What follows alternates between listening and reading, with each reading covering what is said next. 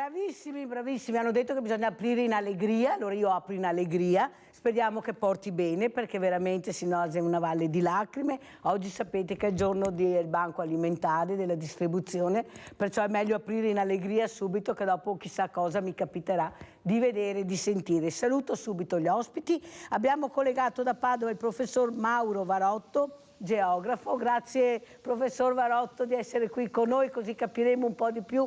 Anche questa mattina siamo a scuola, attenti, prendete appunti, ascoltate bene, non sentite. E saluto anche Maria Letizia Ruello, ultima generazione, collegata con noi da Ancona. Buongiorno anche lei, Letizia Ruello, di essere qui, ci spiegherà cosa vuol dire ultima generazione, specialmente i diversamente giovani, come li chiamo io, che sono molto curiosi e nessuno spiega mai niente, come fossero degli invisibili. Parlano tecnico e poi mi chiedono: Mirella, ma qui cosa hai detto? Capiremo bene questa mattina. Allora, intanto parliamo col professor Mauro Varotto. Allora, professore, cosa ci racconta?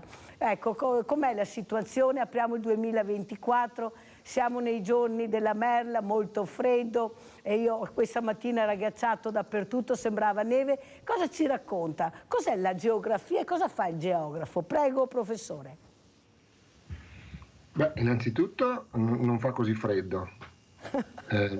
Non fa così freddo, i giorni della merla potrebbero essere molto più freddi di quello che sono le temperature di adesso. Tenete conto che in pianura c'è un'inversione termica e quindi dovuta al ristagno di aria fredda, quindi anche nebbie eccetera, e quindi hai una sensazione di freddo maggiore, ma in realtà poi in montagna ci sono temperature relativamente alte in questo periodo per la media della stagione, quindi in realtà diciamo così fa sempre meno freddo.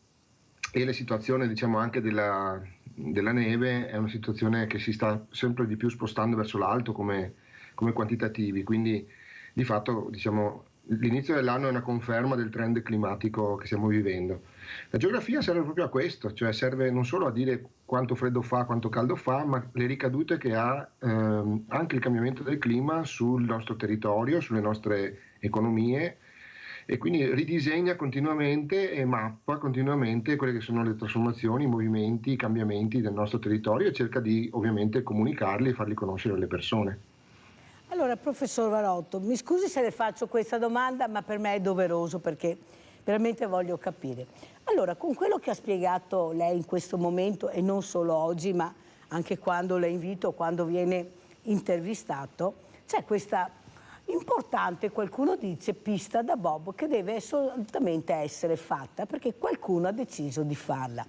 Ma col clima che abbiamo, vale la pena di investire così tanti soldi in una regione e soprattutto in una situazione altamente delicata, almeno mi ha detto così la Presidente degli urbanisti italiani, e soprattutto per la manutenzione, perché se non c'è freddo, se non c'è neve, se non ghiaccia, vale la pena secondo lei per così poche persone alla fine, ma perché la parola magica è Olimpiadi, ecco, investire così tanto con un clima e soprattutto con la fragilità che hanno le nostre montagne e soprattutto quel luogo? Mi scusi professore, ma era doveroso che io le facessi questa domanda. Ma guardi, allora intanto invito i telespettatori ad andare a vedere il sito dell'Altra Montagna, che è nato da pochissimo, è stato lanciato proprio qui all'inizio di gennaio, lo trovate in rete, è una piattaforma giornalistica collegata al Dolomiti, che è ormai un punto di riferimento, diciamo, per l'informazione sull'area dolomitica, però l'Altra Montagna vuole proprio proporre un'idea di montagna diversa da quella del divertimentificio e della vacanza in sostanza, cioè l'Altra Montagna spiega che c'è anche appunto un'altra montagna che è quella che deve vivere tutti i giorni, che ha bisogno di manutenzione continua, che necessita ovviamente di gente che la viva, che la abiti e non solo che vada a divertirsi appunto con lo sci o con il bob. Per quanto riguarda la pista da bob, appunto sono usciti vari articoli appunto in questo portale sull'Altra Montagna, proprio per evidenziare come questa sia un'opera che non è conveniente per il rapporto costi-benefici, cioè costa troppo per quello che vale e per quello che servirà e per quello che verrà utilizzata. Non è neanche un problema di impatto ambientale, perché ovviamente ogni attività umana crea un impatto ambientale. Lì l'impatto, diciamo così, secondo me è relativo. L'impatto è soprattutto quello economico, di uno spreco di risorse pubbliche per uno sport e per un'attività che ha pochissime persone che la praticano e soprattutto, direi, ha grandi costi di manutenzione nel tempo. Quindi, secondo me, abbiamo perso l'occasione di dimostrare che queste Olimpiadi sono un po' più sostenibili, e basterebbe farlo in questa maniera, invece che ogni volta candidare una località e moltiplicare gli impianti sportivi in quella località, che poi vengono spesso abbandonati, come è stato a Cesana. La pista da bob di Cesana è abbandonata, quindi una grande opera che poi viene buttata via.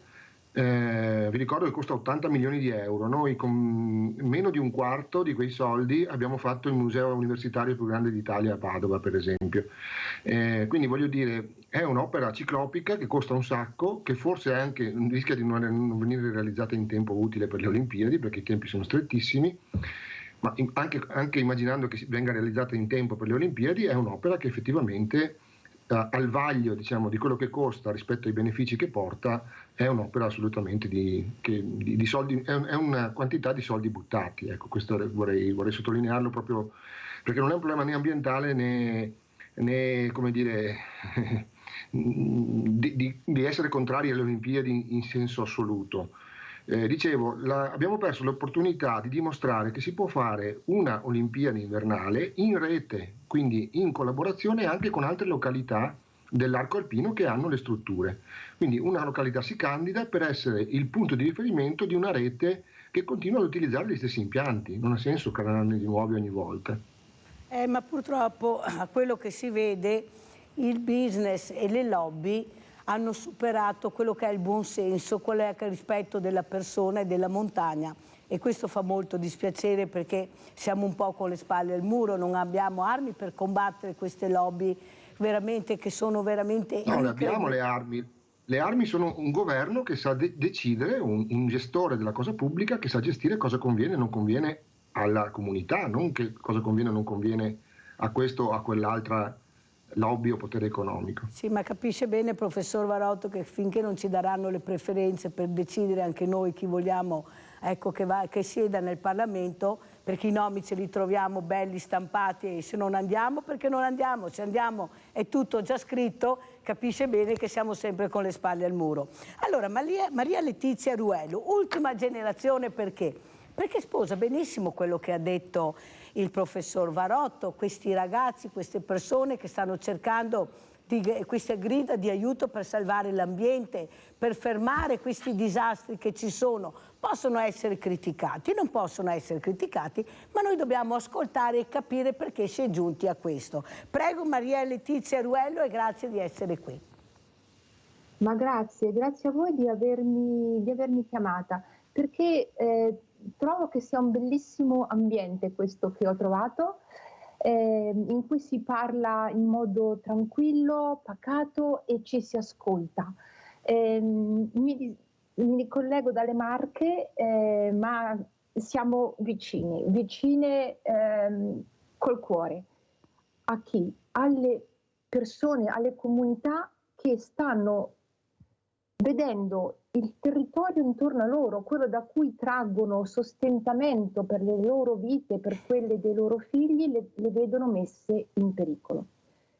Mi è piaciuto moltissimo nell'intervento che mi ha preceduto, sia il tuo che quello del professor Varotto, il richiamo al concetto di democrazia.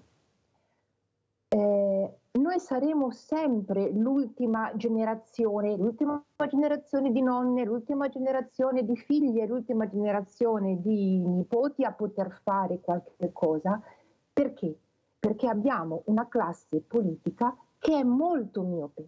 È il sistema democratico che sta andando in crisi, perché punta a piacere nell'immediato, perché guarda alla sua elezione e a quello che può fare o raccontare di fare in quel breve mandato, e non guarda al futuro, non può farlo, perché nelle regole è scritta la miopia a breve termine. Allora, una delle richieste di ultima generazione è di cambiare il sistema di decisione con il quale vengono spesi i soldi. Noi chiediamo in questo momento due cose.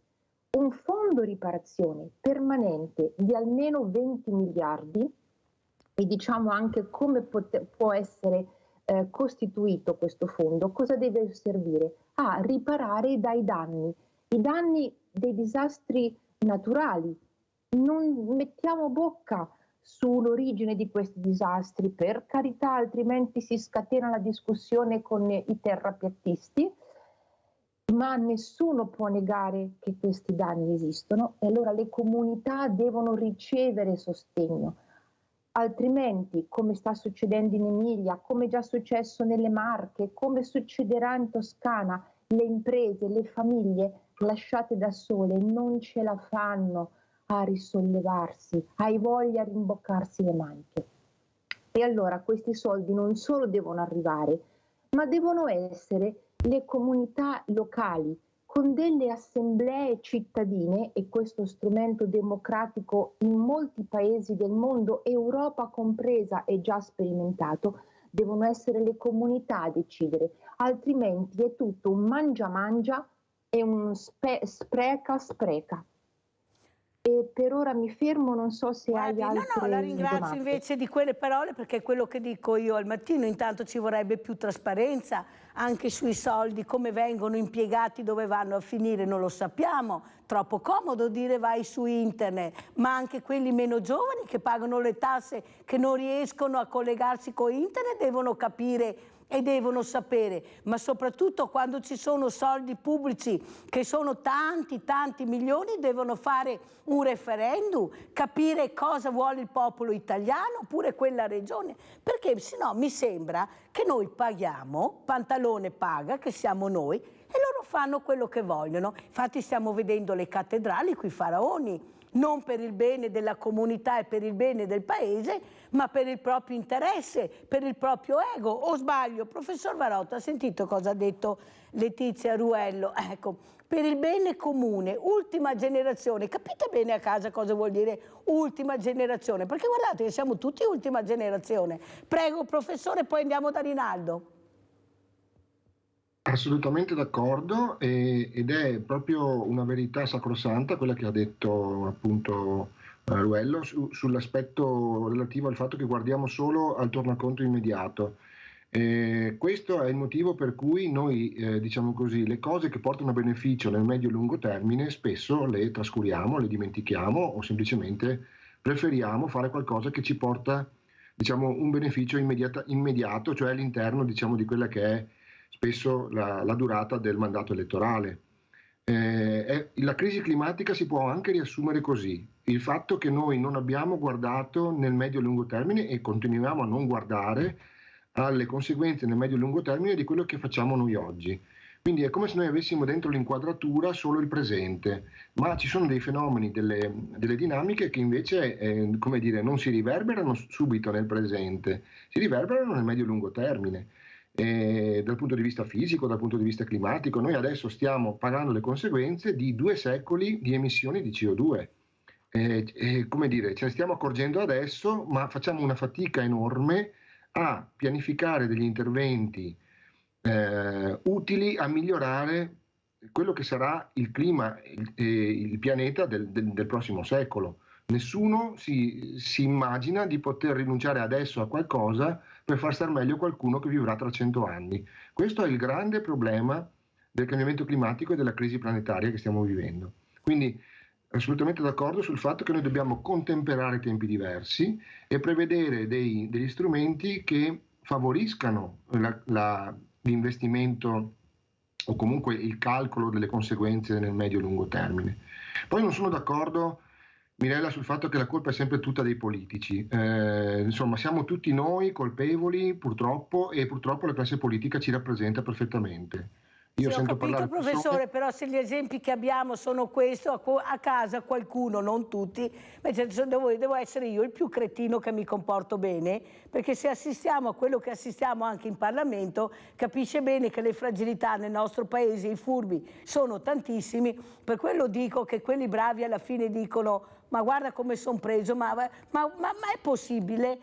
Capisci il perché ho detto questo, professore? Non perché, ecco, io ce l'ho a morte con i politici, no, non so se si capisce, ma quasi tutti, non Sì. tutti, ma quasi tutti, vedo c'è lei, ce ne sono di bravi, ma siccome io li ho provati sulla mia pelle e li sento continuamente, perché qui fanno una cosa e poi quando sono da un'altra parte ne fanno un'altra, perché è facile parlando e mentire. Allora, sentiamo Rinaldo cosa ci dice. Vai Rinaldo. Buongiorno ai tuoi ospiti e ciao Mirella. In Antartide i scienziati che abbiamo fanno un carotaggio anche di 2-3 chilometri e non si sa come che funziona. Si sa che purtroppo i ghiacciai, non adesso immediato, ma fra 700-800 anni, si descoe a tutti e in parte, appositamente per colpa dell'uomo, della nostra ingordigia, e la terra non è nostra, è di tutti. Siamo di farla, consumando completamente. Proprio buttarla via, goderla solo con gli altri, agli altri non riesciamo niente. E dopo, a Cortina, con 800 milioni di euro, vabbè, per fare 200, non mi ricordo, per fare quello. Guarda quanta gente che metteria a posto, che non ha case, e allusione che qui è il dissenso in Italia che avremo. E dopo leggi, non le fa i politici, e la colpa è solo dei politici, perché avremo tutta la gente che studia per i disastri, per le robe, e ora lo sa benissimo dove che occorre i soldi. C'è ancora gente con le case dei terremoti, ancora le baracche, e se passati di 15 anni, è vergognoso, è la colpa dei politici, perché per origine un lavoro, perché se mantieni e lo rimane con i soldi del popolo. E ora il ad ascoltare il popolo, come che dice Mirella, non sempre, però una volta ogni tanto, e poi mi vede l'evidenza che tutti si anni perché non così, dai, si vive sul mondo quando che erano poveri, erano più felici perché non avevamo nessuna angoscia di comprare né la televisione, che mio padre Dai, aveva Rinaldo, che devo andare avanti, dai. nel 58, va bene? Ciao Mirella e buongiorno ai tuoi ospiti. Grazie Rinaldo, come al solito molto chiaro e soprattutto importanti riflessioni di Rinaldo, perché sono le riflessioni che sento quando esco da qua, quando sono al Banco Solidale, sono queste le riflessioni che sento. Allora, adesso andiamo a vedere invece questo Blitz ultima generazione. Andiamo proprio al Santo a Padova, andiamo a vedere.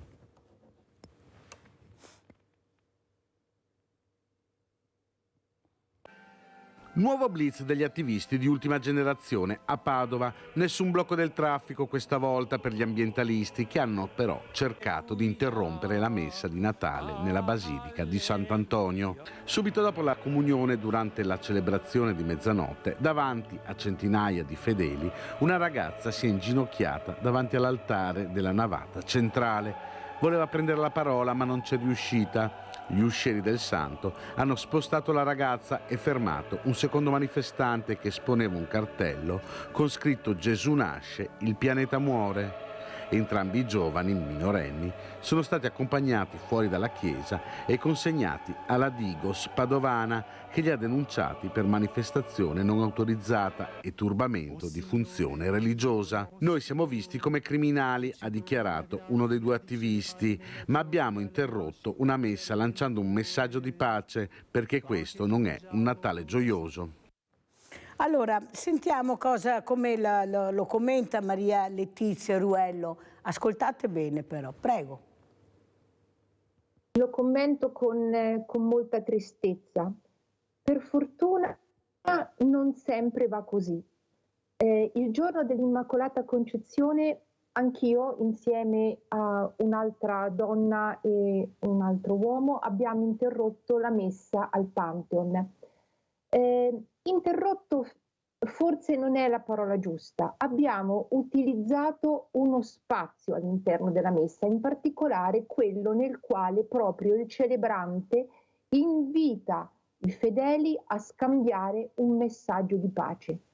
Quindi abbiamo messo tutta la cura per intervenire in un momento che portasse minimo o nullo disturbo, perché proprio ci chiedeva: scambiatevi un messaggio di pace. In quel momento siamo entrate davanti all'altare come ha fatto quella giovane. Beh, a noi ci è andata meglio perché il vescovo celebrante ci ha lasciato parlare. Anche nel caso di Padova sono intervenute dopo l'Eucaristia, quindi la celebrazione era stata completata. E in ogni caso penso che un messaggio lanciato in questo modo è quanto di più non violento si possa pensare, nel momento in cui è volto a richiamare, a lanciare un grido di allarme rispetto alla violenza che invece ci sta colpendo tutte quante a causa della inattività dei nostri governi, che non fanno quello che si sono presi l'impegno di fare. Ecco quello che penso. Però è triste che le persone lì sul momento non abbiano reagito, ma molte persone comunque hanno colto il messaggio, perché chi ha visto quelle immagini, e grazie per averle mandate di nuovo in onda, ci ha poi contattato per dimostrarci solidarietà e per unirsi a noi. Abbiamo Sebastiano da Abano. Vai Sebastiano. Buongiorno signor Minella, Buongiorno, scusa se ti ho fatto aspettare. Io volevo dire, nessun problema. Io volevo dire, per quanto riguarda, mi sembra che la signora è stata in un'altra trasmissione, se non mi sbaglio, dove ha detto, dice che loro sono disposti a pagare tutti i danni che fanno. Non vorrei... Penso che sia lei, non so se mi può dare la conferma o meno la signora, la sua ospite. Ti ha detto di sì? Sì, Sì, esattamente. Perfetto. Io dico, ora visto che questa gente ha tutti questi soldi per poter pagare i danni eventuali che creano, invece di creare danni, invece di fermare le macchine, che fermando le macchine inquinano ancora di più, magari con quei soldi, se magari comprano degli alberi e li piantano, invece di andare a fare danni ai musei o nelle chiese, sarebbe una cosa buona. Poi io dico, mi lamento tanto perché ieri ho visto un servizio delle Iene dove a Cortina devono fare una pista, dove una volta nel 2006 l'hanno fatto a Torino e quella pista poi è stata abbandonata. Ora c'è la Cina che dice venite da noi e ve la affittiamo.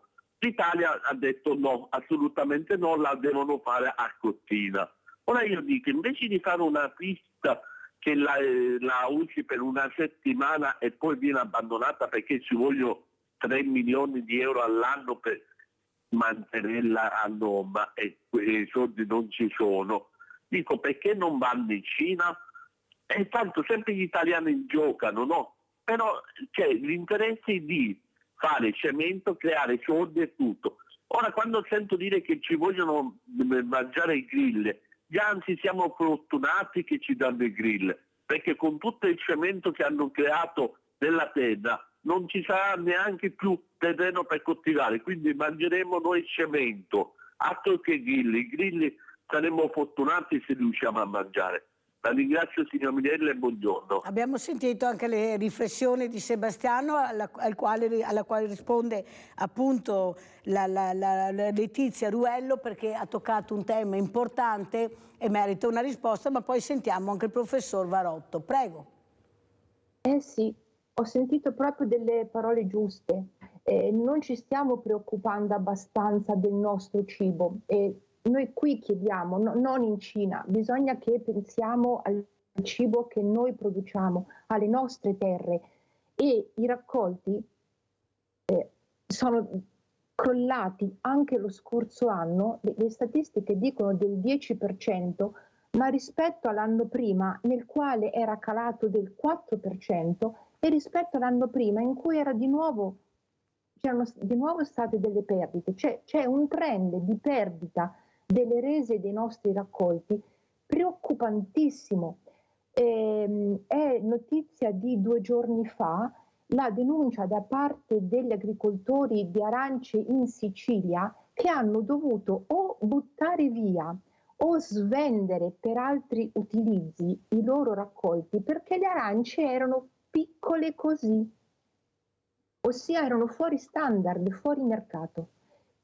Allora il suolo viene sfruttato in modo che poi diventa arido, viene utilizzato per opere, per strade, cementificazione, centri commerciali, piste di aeroporti, cioè ci stiamo togliendo, come si suol dire, la terra dai sotto i piedi. Quindi il recupero di capacità di produzione agricola è importantissimo. Purtroppo non stiamo facendo abbastanza o anche nulla per difenderci dalle minacce che a causa del clima ce lo stanno portando via questi suoli fertili, perché vengono coperti da fango dalle alluvioni, perché diventano aridi. Cosa ha fatto il commissario straordinario contro la siccità? Ha riunito 2 volte la cosiddetta cabina di regia. Fa ridere. Dov'è il piano per difenderci dalla siccità? Già 2 anni fa, e la situazione è peggiorata, gli agricoltori in pianura padana si rubavano l'acqua. Chi doveva coltivare la terra? Però per l'acqua della Coca-Cola, l'acqua c'era sempre. Quindi sì, c'è un grosso problema nell'agricoltura di produzione e di dignità del reddito delle persone che ci lavorano. Allora adesso, prima di sentire il professor Varotto, andiamo a vedere anche queste immagini, frana della Val Sugana, e poi vediamo anche a Belluno frana Sorapis. Andiamo a vedere 2 frane e poi sentiamo cosa ne pensa il professor Varotto. Sfiorata la tragedia a San Marino di Valbrenta, sono le 11 quando un masso grosso più di un furgone, 200 metri cubi di roccia, si stacca dalla montagna, divelle 3 reti di contenimento, si schianta sulla struttura paramassi della ferrovia e sul binario, piomba sulla strada comunale e sulla statale 47 Valsugana, occupando le 2 corsie di percorrenza sud-nord, spostando addirittura lo spartitraffico di Mezzeria. Un miracolo se nessuna persona e nessun veicolo sono rimasti coinvolti. Viabilità in tilt, immediata l'allerta ai vigili del fuoco intervenuti con gli operai ANAS e della ferrovia assieme ai carabinieri che per tutta la giornata hanno regolato il traffico, che sarà deviato almeno sino a lunedì, e almeno per tutto il fine settimana statale Valsugana e linea ferroviaria saranno chiuse, traffico deviato. Abbiamo adottato un po' quelle che erano le indicazioni date nel Bomba Day, e quindi il traffico proveniente da Trento viene deviato sulla Feltrina attraverso la galleria di Rassier, mentre quello leggero scende attraverso la provinciale. Al contrario, invece, il traffico sempre leggero deviato in provinciale verso nord, mentre a Romano de Zellino viene deviato sempre verso la Feltrina. Quindi sostanzialmente il traffico pesante non circola lungo la statale 47 o lungo la Valbrenta, ma va sull'asse Feltre e Montebelluna. Ancora una volta però c'è la questione pesante della fragilità del nostro territorio.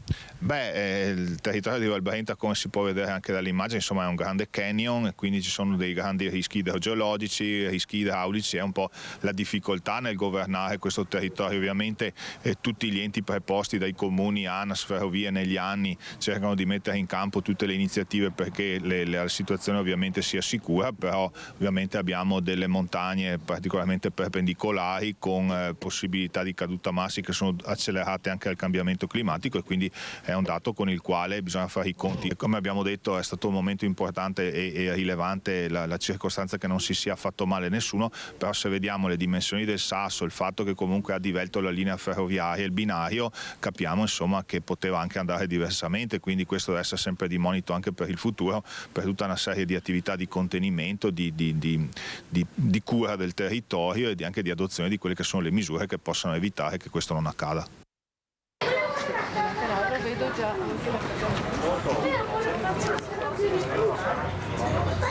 Ci saranno già dati? Sì, abbiamo avuto 200 massi grossi. Quanto là?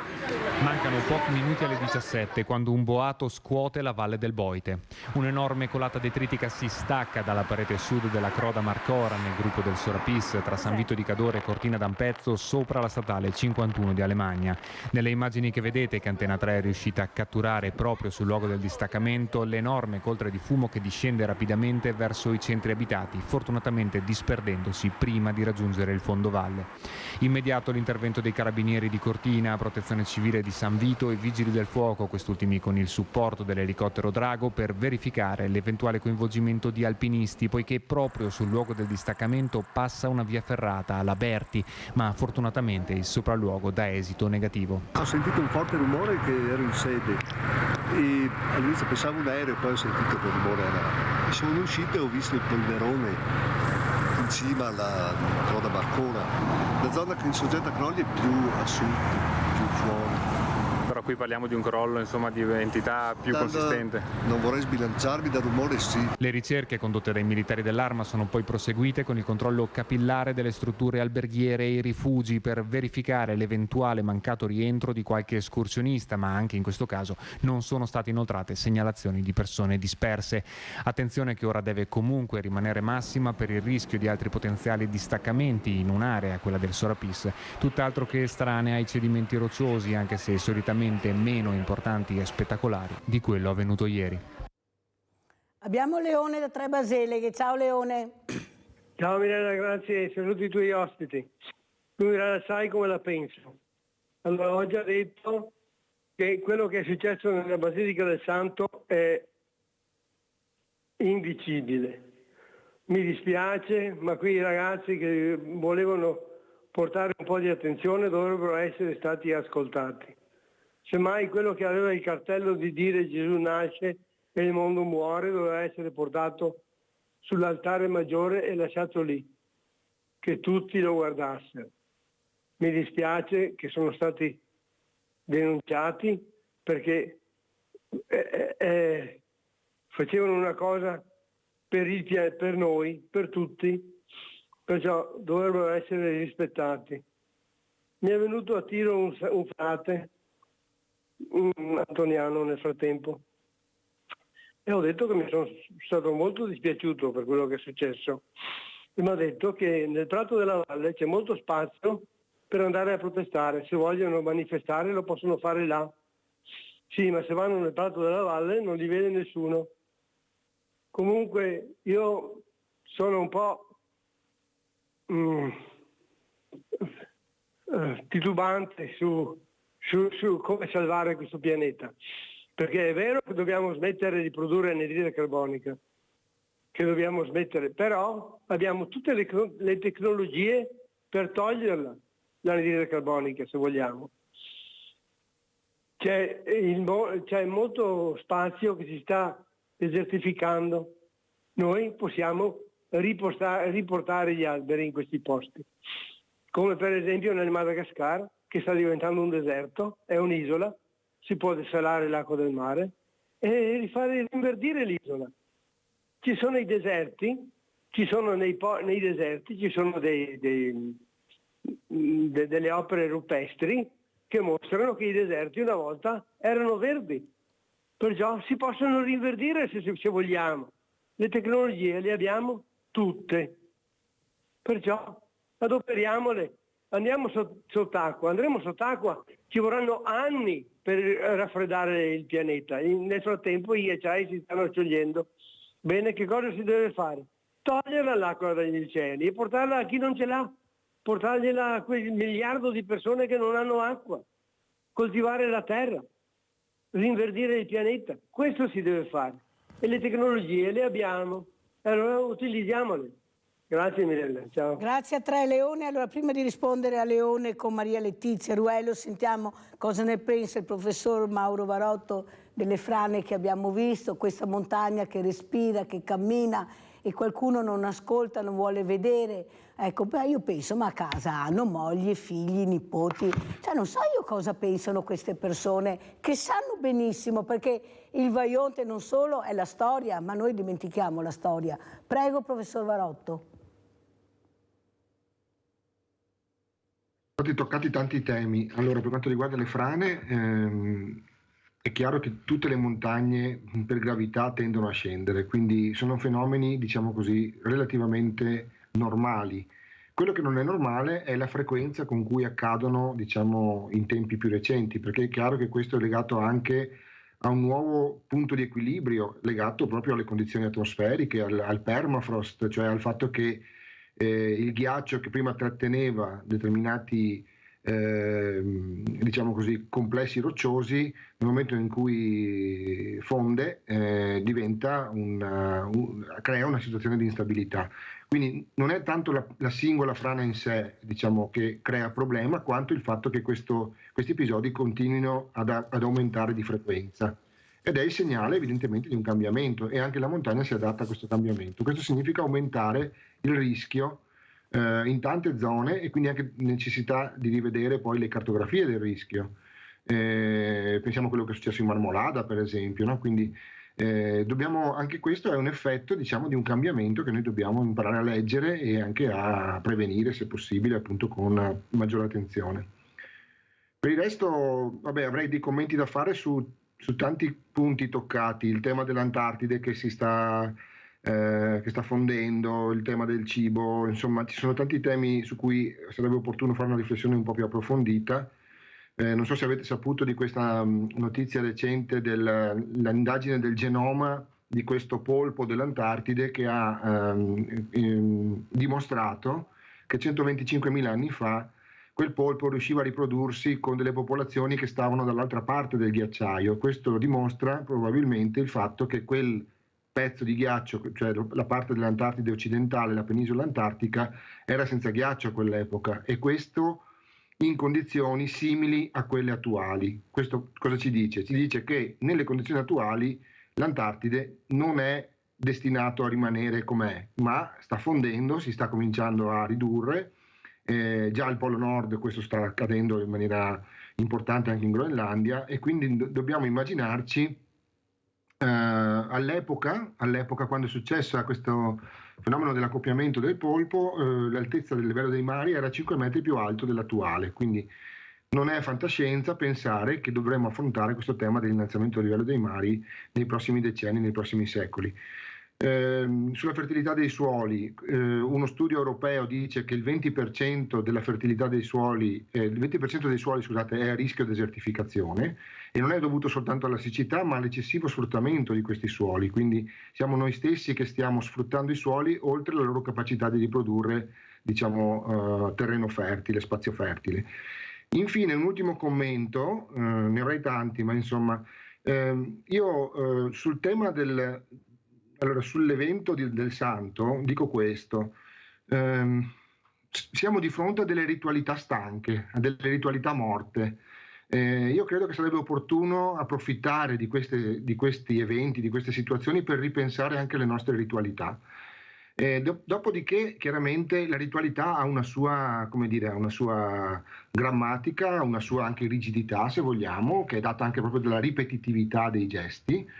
E quindi dovremmo riflettere molto sul significato della ritualità. Però dico una cosa: io sono, diciamo, idealmente favorevole a queste azioni, nella misura in cui però queste azioni non creano danni al patrimonio culturale, per esempio, o producono un effetto contrario nell'opinione pubblica, perché il rischio è proprio questo: siamo proprio sul crinale di azioni che hanno una loro legittimità dal punto di vista ideale, ma rischiano di produrre degli effetti contrari. Quindi è veramente importante agire con molta delicatezza e attenzione in questi eventi, anche per evitare il rischio di cadere in questa semplificazione per cui sembra, anche dalle risposte del pubblico, che ci siano soluzioni semplici per questi problemi, diciamo, del cambiamento climatico. Il cambiamento climatico è un problema complesso, difficilissimo da affrontare.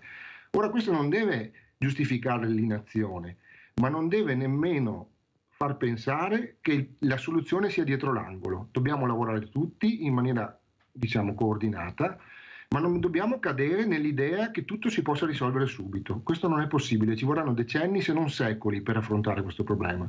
Quindi non si risolve dall'oggi al domani con un'azione politica, diciamo, immediata.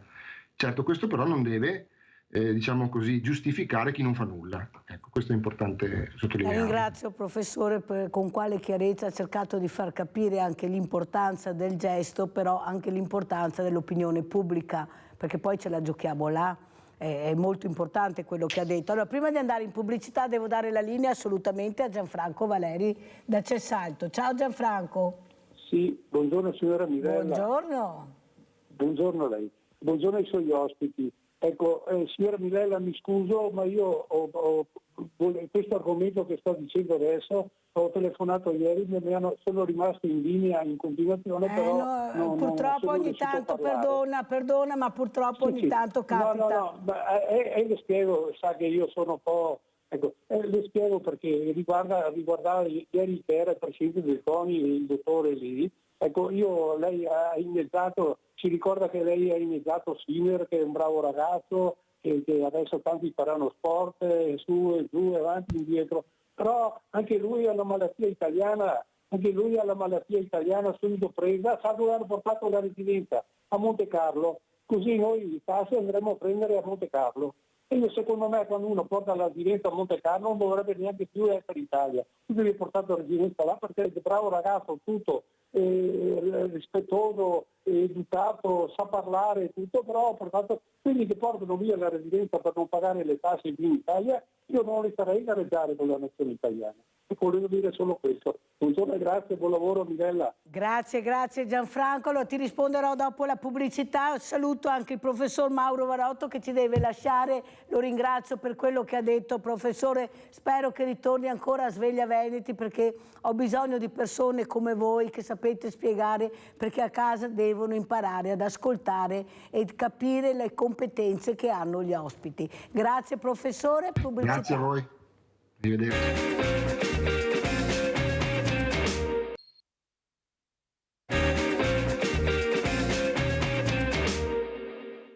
Qui a Padova ci definite associazione a delinquere e alcuni di noi sono indagati per questo. È ironico. Manifestazione dei sostenitori di Ultima Generazione e Scientist Rebellion davanti al Tribunale di Padova per protestare contro le accuse di associazione a delinquere per 11 attivisti. Qui a Padova appunto 11 persone sono indagate per varie cose, appunto io faccio parte di questi 11 e lanciamo una solidarietà alla criminalizzazione dell'attivismo di Ultima Generazione a Padova, che appunto alcune persone indagate sono state anche accusate di associazione per delinquere, che è un'accusa veramente molto esagerata rispetto a quello che facciamo. Cioè, nei report della polizia c'era scritto appunto una di queste persone è stata accusata per associazione a delinquere e le varie motivazioni stava volantinando in un parco pubblico, cioè volantinare in un parco pubblico per fare delle presentazioni e parlare alle persone è associazione a delinquere. Cioè siamo arrivati a questo punto, facciamo così paura alla politica che ci devono dare queste pene per farci stare zitti, quando quello che diciamo non è nient'altro che gli allarmi che la comunità scientifica stessa lancia da decenni.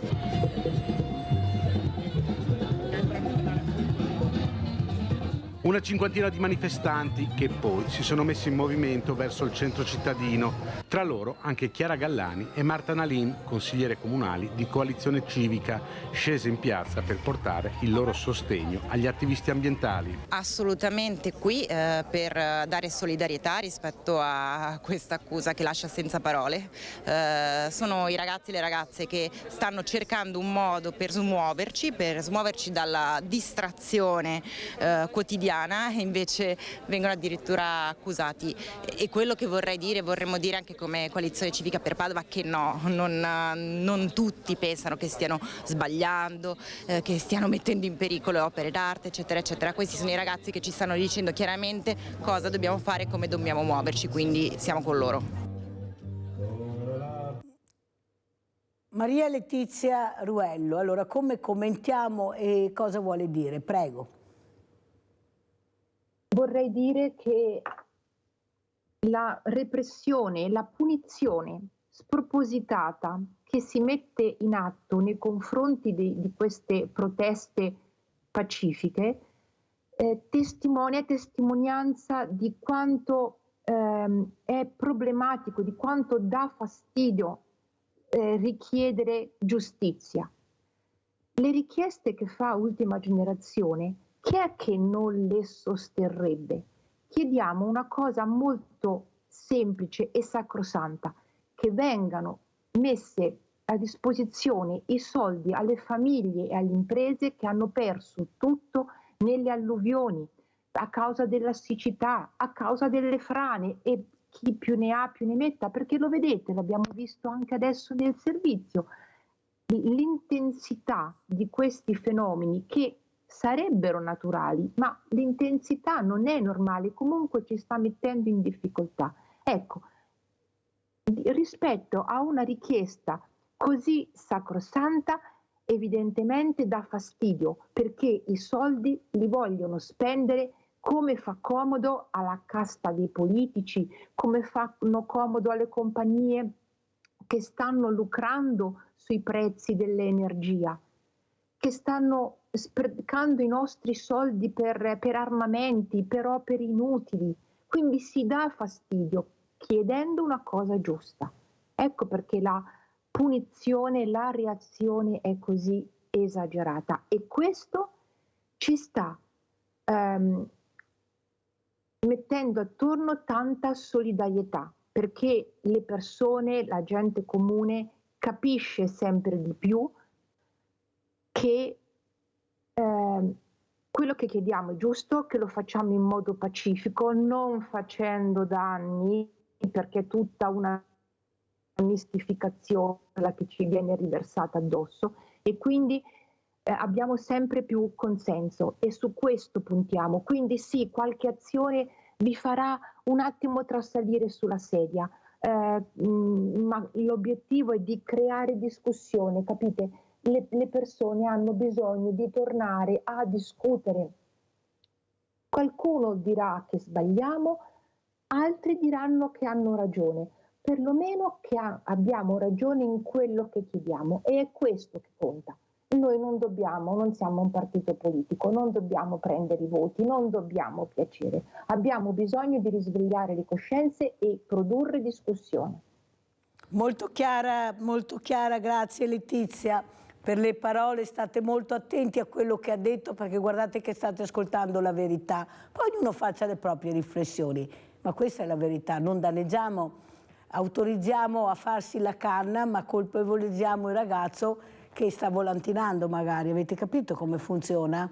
Ecco perché veramente c'è una bilancia che pesa in maniera veramente sproporzionata dalla parte sbagliata, però non dalla parte giusta.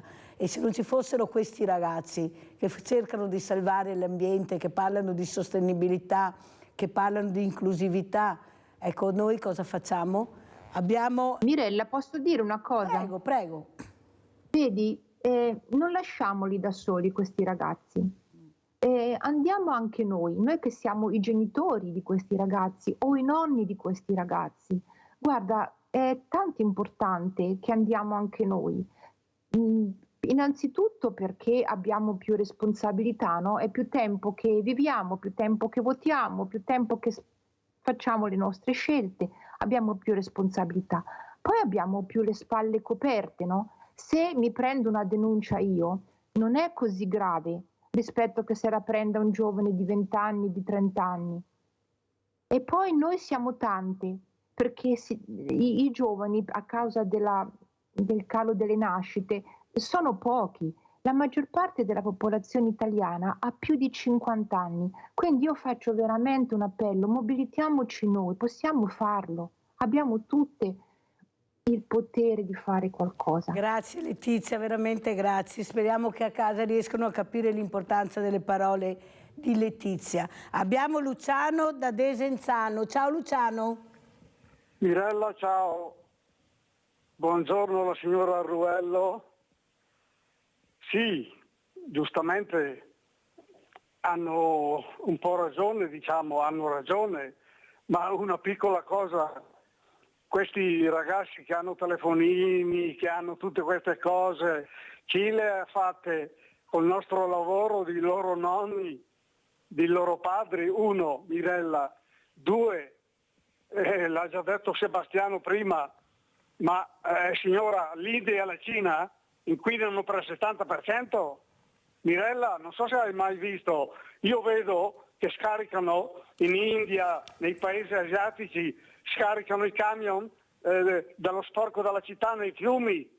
Certo che il mare è pieno, io invece ho già preparato la roba da portare qua alla discarica, tra parentesi, no? E certamente un piccolo cambiamento l'ho visto anch'io, perché quando io parlo, Mirella, parlo sempre per conoscenza. Quando ero giovane, 10 anni, 12, mi ricordo che trovavamo i chiodini a settembre quando si vendemmiava. Qua gli ultimi anni, gli ultimi 10 anni, 15, li trovi a novembre e dicembre. Ma il fratello di Prodi, il professor Prodi, Zichichi, il professor Rubbia, mi sembra premio Nobel, che è anche senatore a vita, mi sembra, no? L'ho sentito in un'audizione in Parlamento. Ma ragazzi, ma se scoppia un vulcano, avete visto l'Islanda? È scoppiato un vulcano nel 1880, il Krakatoa mi sembra, e siamo, voglio dire, Mirella, perdonami, lasciami sfogare un secondo. Noi abbiamo chiuso 4 centrali nucleari che invece di pagare 100 di energia avremmo pagato 70 e ne abbiamo 150, 50 la Francia, 38 la Spagna, la Slovenia, 3 milioni di abitanti, sta costruendo la terza centrale nucleare.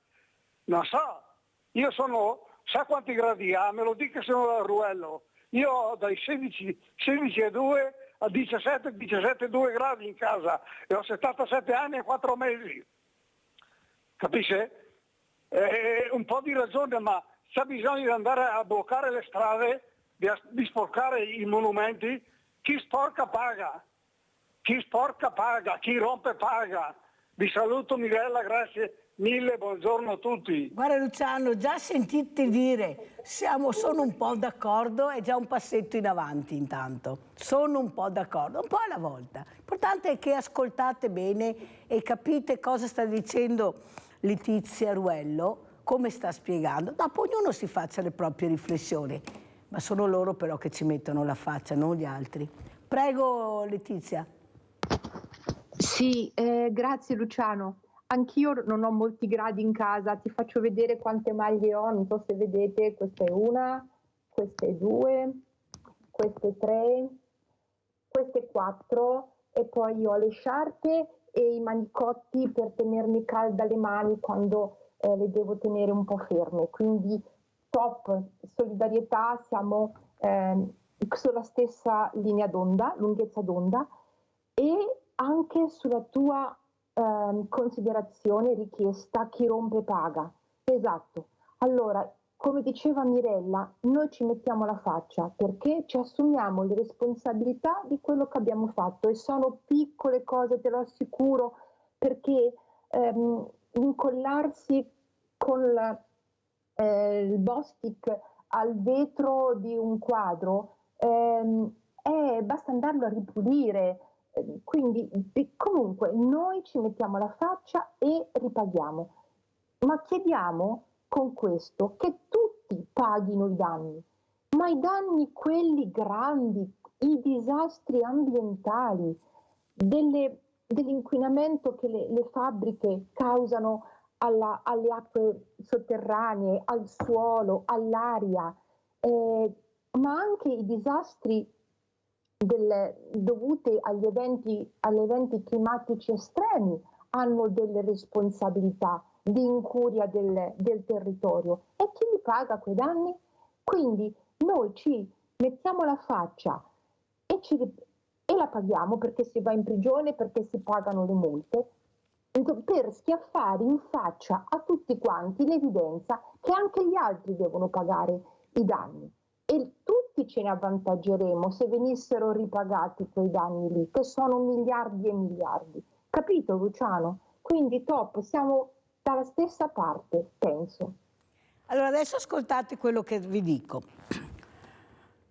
Ho solo chiesto di seguire l'esempio di Gesù Cristo, naturalmente ritornando alla Basilica di Padova, che ci ha insegnato a lottare per valori come l'amore, la pace, la giustizia, ma non ci sarà un Messia a salvarci. Solo noi abbiamo il potere di cambiare le cose prima che gli effetti del cambiamento climatico arrivino a colpire direttamente le nostre vite. Ecco, avete ascoltato bene le parole che ho letto, che ha detto Ultima Generazione, che sta cercando di far capire Letizia Ruello. Si può anche sbagliare, ma bisogna vedere cosa provoca quello sbaglio, a chi è diretto quello sbaglio, qual è l'obiettivo. E l'obiettivo è il bene comune del paese, della comunità, della popolazione. Io vivo in Italia, io ho bisogno di respirare bene in Italia, non trovo più le farfalle, non vedo più i fiori come una volta, non si vede più niente, un suolo arido, super sfruttato. Si parlava naturalmente della Campania, della Calabria, la terra dei fuochi. Guardate che ce l'abbiamo anche qua, la terra dei fuochi, ma non si parla.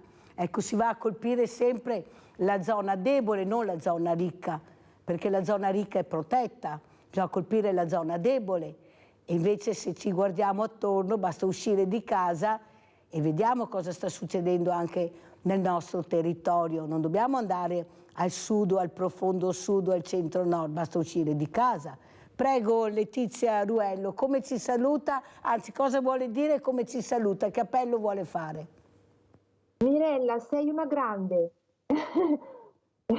Faccio l'appello di invitarti a un nostro social, di darti uno spazio sui nostri... Lo so che tu dici che poi ci sono le persone un po' âgée come me, che non sono smanettone e non sanno fare, però ce ne sono anche tante che sul loro smartphone riescono a seguire. E mi piacerebbe invitarti, sei una grande. Grazie, ti ringrazio Maria Letizia. Io cerco solo di far capire l'importanza dell'ambiente, questo ambiente bellissimo, questo meraviglioso paese. Ci chiamavano il bel paese, qualcuno continua ancora a chiamarci perché eravamo nati così, con una creatività incredibile, tutti venivano ad ammirarci, a cogliere quella chicca di genialità che si trovava in tutti i paesi, in tutte le città. E invece avete visto come siamo finiti: artigiani spariti, piccoli industriali spariti, commercianti spariti, operaio l'ultima della classe. E poi qualcuno mi dice: ma ti arrabbi con i politici? No, con chi devo arrabbiarmi? Con magari Maria Letizia Ruello. Grazie, grazie Maria Letizia, ci sentiremo ancora. Veramente grazie per essere stata con noi e forse per aver fatto anche una sveglia Veneti diversa. Grazie e buona giornata. Pubblicità.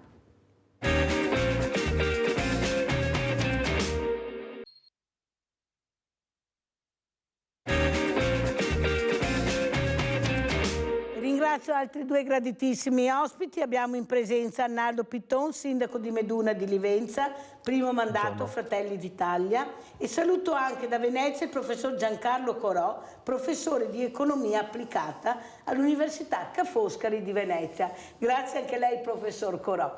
Cade proprio a puntino, dopo quello che ho detto, questo bel paese, professor Corò, meraviglioso che ci chiamavano, adesso qualcuno ancora il bel paese fatto di negozi, di artigianato meraviglioso, che i turisti stranieri non vedevano l'ora di arrivare nei paesetti per cercare la piccola boutique, che erano delle chicche meravigliose. Adesso tutti uguali, tutti omologati. Ecco, questi piccoli negozi che fanno sempre più fatica a resistere. Eppure ve lo dice la Mirella, che ne sa qualcosa, perché li ho vissuti, sono stati tempi in cui facevano i centri storici, i sindaci, degli studi prima che nascessero i centri commerciali.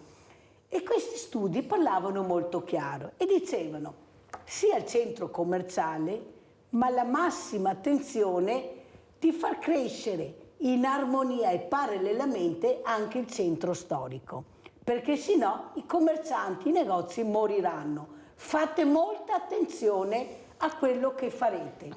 Allora, professor Corò, siamo nel 2024 e mi sembra che qualcosa o qualcuno non abbia ascoltato, anzi che questi progetti che ci sono ancora, basta andare a vedere nei comuni, sono andati negli ultimi cassetti, ma chi se ne frega, perché il business era un altro. Ecco, era far arrivare le multinazionali un po' alla volta e far morire quella che era la nostra bellezza, il nostro meraviglioso paese, fatto da creatività. Prego, professor Corò. Beh, intanto buongiorno a lei, buongiorno ai telespettatori.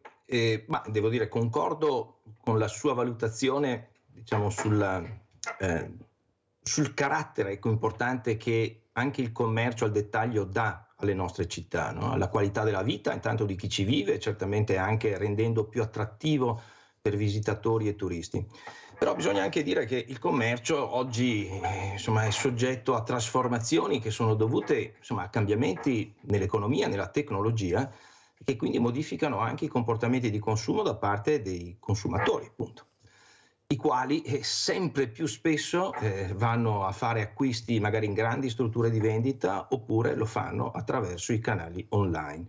Quindi, come dire, c'è tanto, come dire, una maledizione, no? che arriva, una volontà specifica di qualcuno, certamente magari una qualche disattenzione della politica, però diciamo ci sono cambiamenti di cui bisogna tener conto e in effetti il commercio il commercio al dettaglio, soprattutto delle piccole superfici di vendita, è uno dei comparti in maggior sofferenza nell'economia italiana.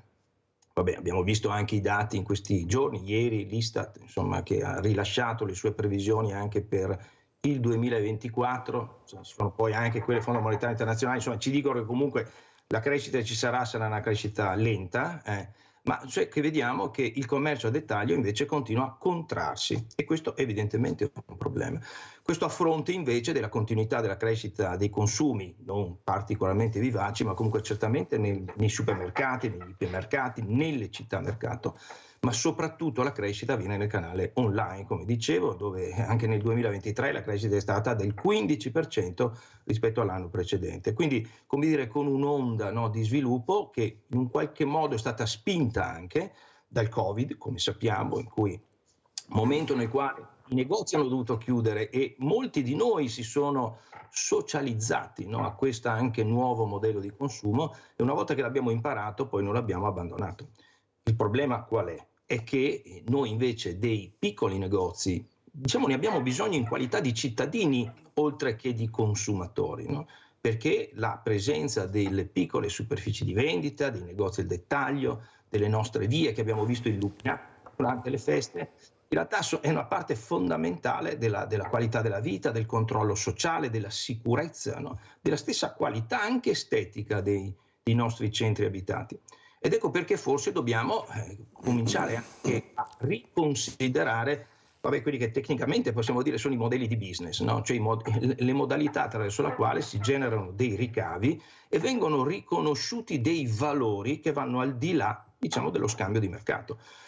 Tanto per essere chiari, visto che ci sono anche le proteste degli agricoltori in questi giorni, insomma in questo periodo un po' in tutta Europa, gli agricoltori cosa fanno? Rivendicano una loro funzione ambientale.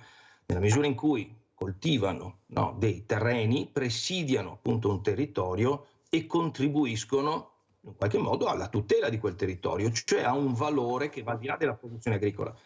Io credo che un ragionamento simile dovremmo farlo anche per il commercio, cioè il commercio non solo utilizza lo scambio e quindi genera ricavi attraverso la vendita e la produzione di un servizio che è quello, ma in realtà genera anche un effetto che gli economisti appunto chiamano esternalità positiva, una parola magari un po' complessa, ma che dice che genera dei benefici sociali che vanno al di là dello scambio, e credo che questo vada in qualche modo riconosciuto.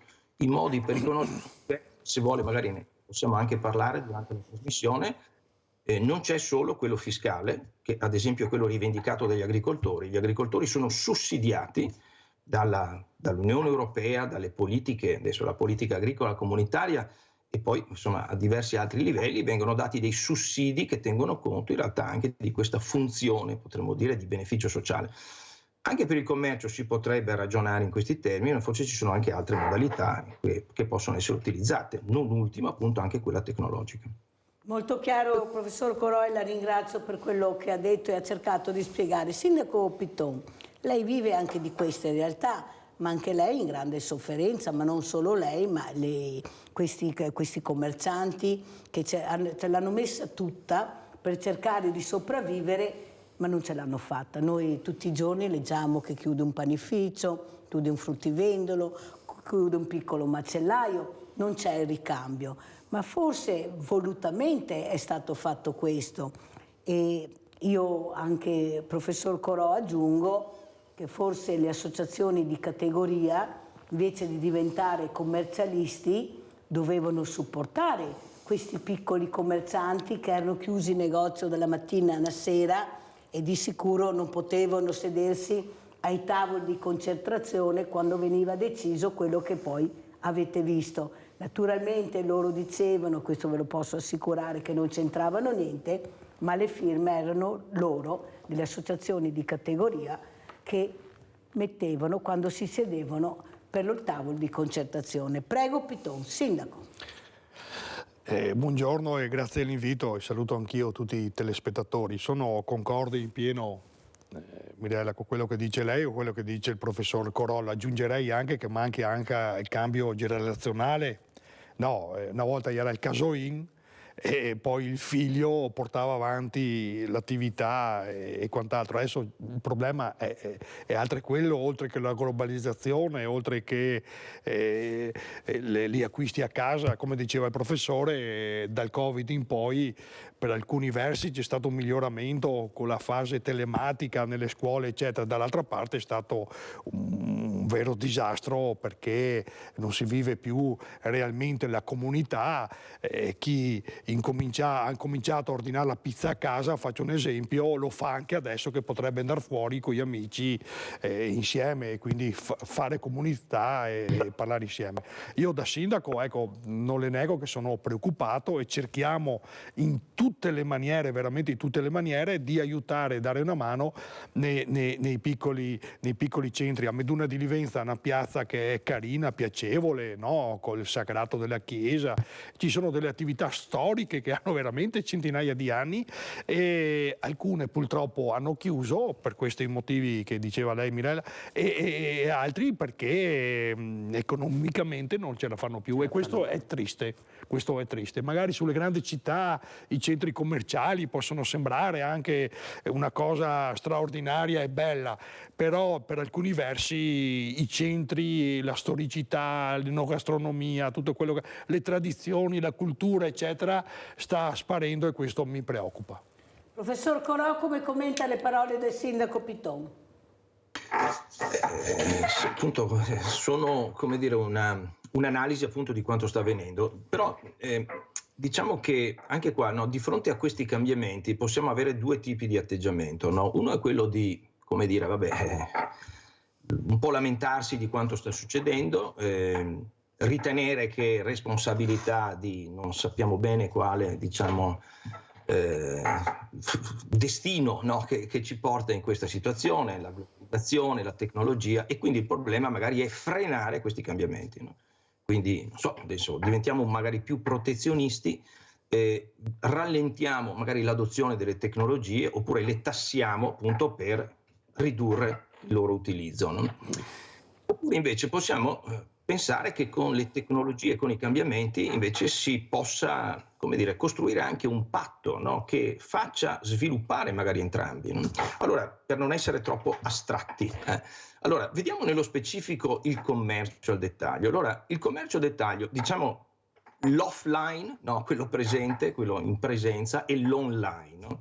Allora, non c'è dubbio che fino ad oggi l'online, senza dover fare troppi riferimenti, magari ad esempio gli acquisti che facciamo su Amazon, per capirci, sfruttano l'offline, no? Cioè utilizzano in gran parte dei servizi che sono dati anche dal commercio in presenza. Quanti di noi vanno magari a provarsi le scarpe, provare un vestito, magari in una libreria, a sfogliare dei libri, dopodiché una volta che abbiamo perfezionato insomma, no, la nostra strategia di acquisto, andiamo appunto a definirla però su una piattaforma online. Questo cosa significa? Che il servizio al dettaglio dà un servizio all'online. Attenzione, qua stiamo parlando ad esempio di Amazon, di un'azienda che a livello mondiale ha un fatturato di circa 150 miliardi di dollari. Quindi, tanto per capirci, corrisponde quasi al PIL del Veneto.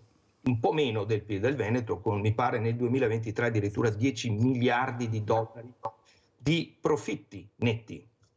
Quindi, come dire, si tratta davvero di grandi imprese multinazionali che hanno grandi risorse, e che è paradossale che queste imprese sfruttino il commercio al dettaglio senza riconoscerne il servizio, perché qua appunto non si tratta di una tassa, no? Che dovrebbe magari essere pagata, tra l'altro anche facilmente gestibile, perché si tratterebbe di definire dei codici merceologici e dei codici di avviamento postale, e l'incrocio di questi potrebbe in un qualche modo identificare l'area che fornisce un servizio agli acquisti online, no? Quindi, come dire, potrebbe essere anche un'operazione di questo genere. Oppure anche si potrebbe lavorare, lei citava anche il ruolo delle associazioni di rappresentanza degli interessi, in particolare nell'ambito del commercio, che sono anche associazioni importanti e anche forti, e ad esempio costruire invece anche dei patti, no? Tra le piattaforme digitali e i servizi invece commerciali al dettaglio, per cercare, come dire, di riconoscere questo servizio. Addirittura, verrebbe da dire, nei negozi si potrebbe anche, in alcuni negozi che magari partecipano, concordano con questo patto, anche inserire proprio un'indicazione. Chi vuole acquistare su un certo tipo di calzatura, vuole vedere i libri, in realtà può, perché no, andarli a provare all'interno. Ovviamente questo significa che Amazon, chi per lui, che poi venderà quel prodotto, dovrà riconoscere che il negozio è stato parte di un processo di vendita, no? Quindi anche operazioni di questo genere, che possono sembrare anche magari complicate, in realtà non lo sono e potrebbero anche essere svolte a livello locale. Tra l'altro, siccome abbiamo in Veneto, ci sarà a breve questa realizzazione di una grande piattaforma, ce ne sono già tante di Amazon, voglio dire, potrebbe essere anche l'occasione per discutere non solo dell'impatto negativo sull'ambiente, dei camion, o del consumo di suolo, ma perché no, anche con Amazon del ruolo positivo che può svolgere a sostegno di una rete commerciale che ad Amazon serve, E quindi questo io credo possa essere una linea anche che, come dire, senza tornare indietro, ci consente di andare avanti salvaguardando un bene che è anche un bene pubblico, non è solo un bene privato, quello del commercio, no? Che contribuisce appunto alla qualità della vita delle nostre città. E in questo modo, viene meno quel cortocircuito che si definisce tra consumatori e cittadini, no? Perché quando siamo consumatori andiamo magari nei negozi, ci proviamo le scarpe, andiamo o l'abbigliamento, e poi razionalmente andiamo a fare l'acquisto online, no? E invece come cittadini magari ci lamentiamo del fatto che i negozi chiudono, e i negozi hanno chiuso, perché dal Covid in poi solo nell'ambito dell'abbigliamento e calzatura hanno chiuso in Italia 10.000 negozi, 1 su 10. Quindi che questa contrazione ci sia è un dato di fatto, e contrastarla però io credo lo si possa fare anche con progetti che guardano avanti, non solo che fermano un progresso che è difficile da fermare. Per questo Professor Corò, intanto la ringrazio per come ha spiegato anche i passaggi che si potrebbero fare, che si chiama anche programmazione. Però, professor Corò, quello che veramente mi rammarica è che io ho illustri ospiti molto competenti, dai ricercatori, ai chirurghi, ai direttori generali, agli scienziati, e tutti hanno le idee chiare su quello che si potrebbe fare e si potrebbe anche realizzare. Il problema però, il professor Corò, che qualcuno non ascolta le competenze che abbiamo anche nel nostro territorio, che potrebbero dare il là e soprattutto accelerare questo processo molto importante di riorganizzare anche i territori, i centri storici, gli amministratori, i sindaci che non vengono ascoltati e sono quelli che hanno la coperta molto corta, le opere urbanistiche però, caro sindaco, i piani regolatori che dovete anche voi capire dove volete andare a parare, perché voi passate però i danni li pagano i cittadini, perché se voi sbagliate le opere poi queste opere se le mangia il cittadino che le deve anche pagare. Allora, come ha detto il professor Corò, non sarebbe il caso invece di ascoltare le persone competenti, capire dove si può migliorare, dove si può accelerare per un bene comune che è il bene della comunità? Prego, sindaco. Sì, ha fatto una riflessione profonda e giusta. Ecco, ritornando un po' indietro a quello che ha detto il professore Corò, che ha citato l'Amazon, va benissimo, quindi lui dice cerchiamo di sfruttare quello che è comunque visto questo che ormai impero, ce li abbiamo in casa, ecco, magari facciamoli pagare anche le dovute tasse, perché hanno questi scatole cinesi con le aziende societarie nei vari paesi, e poi in realtà fanno utili stratosferici e nel territorio lasciano ben poco. Questo è uno, e quindi giusto anche per indirizzare, diamo spazio ma che paghino anche il dovuto.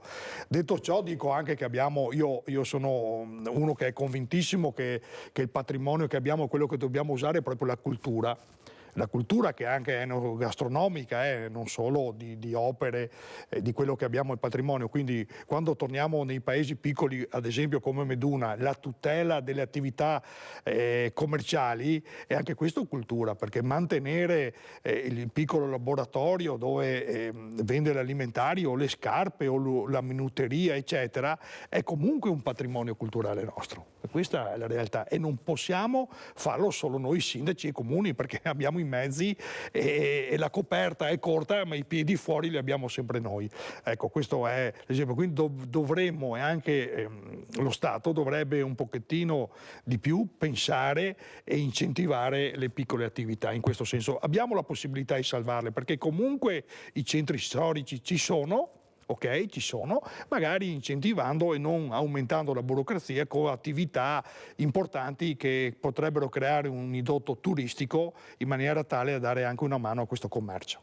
Però, professor Corò, e poi commenterà anche quello che ha detto il sindaco Pitton, il problema è che ormai le multinazionali le abbiamo in casa, sono nei centri storici, affitti insostenibili per quello che veramente cerca anche di avere, anche di dare qualcosa anche come novità. Molti giovani cercano di aprire ma poi non ce la fanno, chiudono, anche perché si è dimenticato una cosa importante: le infrastrutture si sono state fatte e cambiate la viabilità e i parcheggi dove sono nati i centri commerciali, lasciando assolutamente abbandonati i centri storici. Ancora adesso non ci sono parcheggi, arrivarci è un inferno. Se qualcuno, ad esempio il sindaco Mario Conte, vuole fare un parcheggio a Treviso interrato che non disturberà nessuno, perché la tecnologia, la scienza e la ricerca hanno fatto passi avanti, ma non si vuole, bisogna rimanere sempre fermi. Qualcuno vuole fermare anche quella che è la possibilità di emancipazione anche a livello di strutture.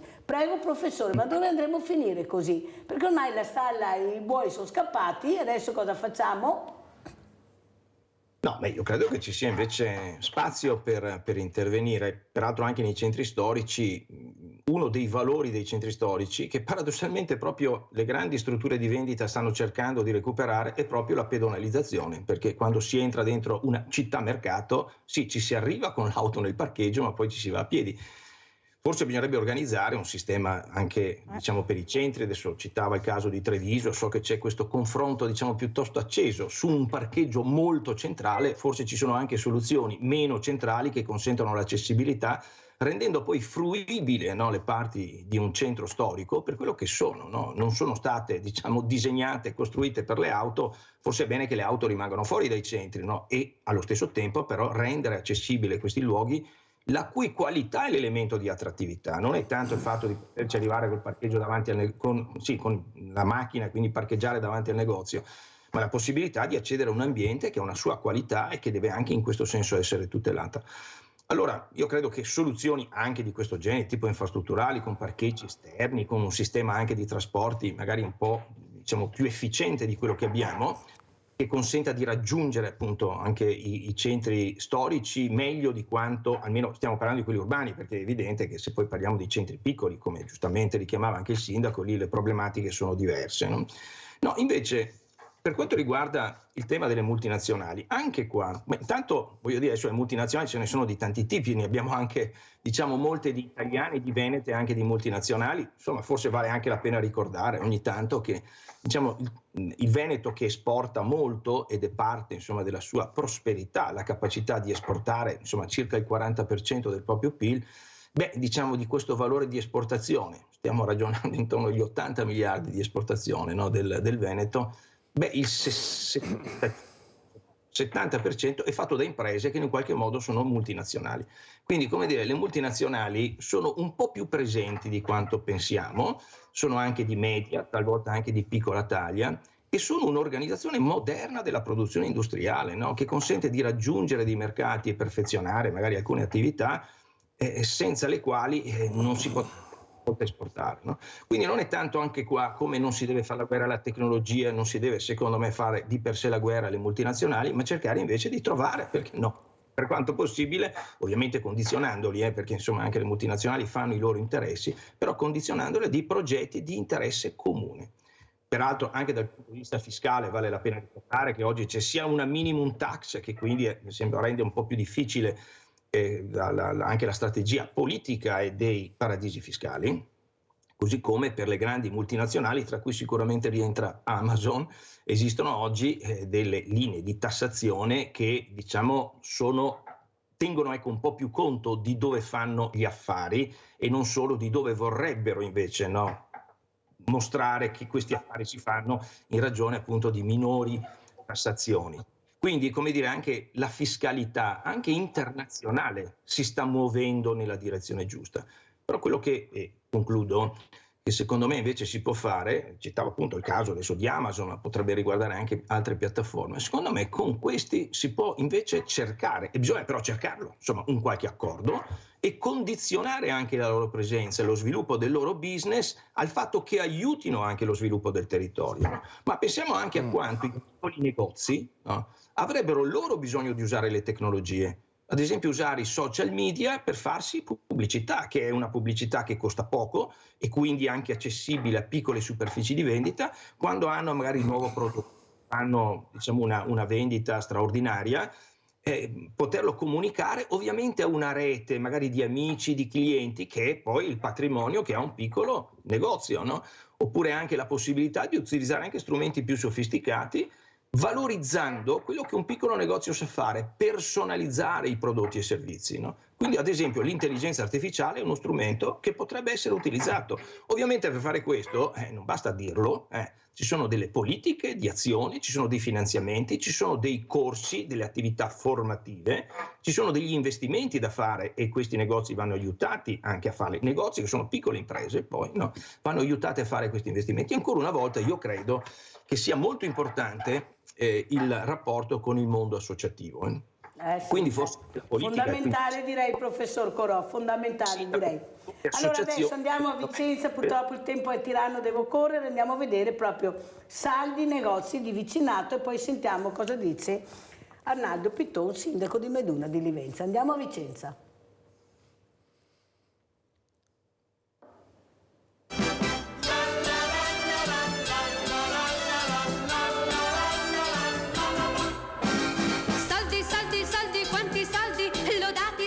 Soldi, soldi, soldi, ma anche saldi, saldi, saldi. In fondo i due mondi sono collegati come vasi comunicanti dallo shopping. Con i saldi si risparmiano soldi. Eppure le promozioni in centro storico a Vicenza, a quanto pare, vanno a rilento.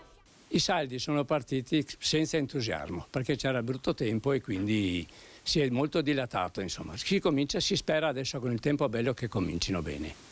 Saldi a rilento, ma nel 2024 per un incidente climatico il caldo è durato fino a tardi e le vendite dei prodotti invernali sono iniziate da poco, quindi c'è ancora molta scelta e questa è un'ottima notizia. La stagione invernale è partita a novembre. Abbiamo fatto 1 mese e mezzo di vendite normali. Sì che mentre gli altri anni avevamo le rimanenze per i saldi, quest'anno praticamente non ci sono rimanenze perché l'assortimento è ancora quasi completo, i colori ci sono quasi tutti. Assolutamente è un grande vantaggio per il cliente quest'anno. Insomma, i saldi nel 2024 sono decisamente nati sotto a una buona stella. I negozi di vicinato in centro storico come nei quartieri possono puntare su prezzi felici e alta qualità. I negozi del vicinato devono e si stanno adoperando per aumentare sempre più la qualità, perché non ha senso entrare in concorrenza con le grandi catene, quindi dobbiamo offrire la qualità. La qualità, ma non solo. I negozi di vicinato sono un presidio per il centro storico. Le vetrine lo illuminano, lo vivacizzano, rappresentano un richiamo per la gente. I commercianti sono sentinelle di quartiere e rappresentano una voce che chiede sicurezza alle istituzioni. Insomma, hanno un ruolo importante a livello sociale. Che noi cerchiamo di curare, oltre alla qualità e la sicurezza che chiediamo continuamente anche all'amministrazione comunale, ma cerchiamo anche di dare un rapporto molto buono con la clientela. Quindi avvicinatevi ai negozi del centro storico perché sono la luce della città.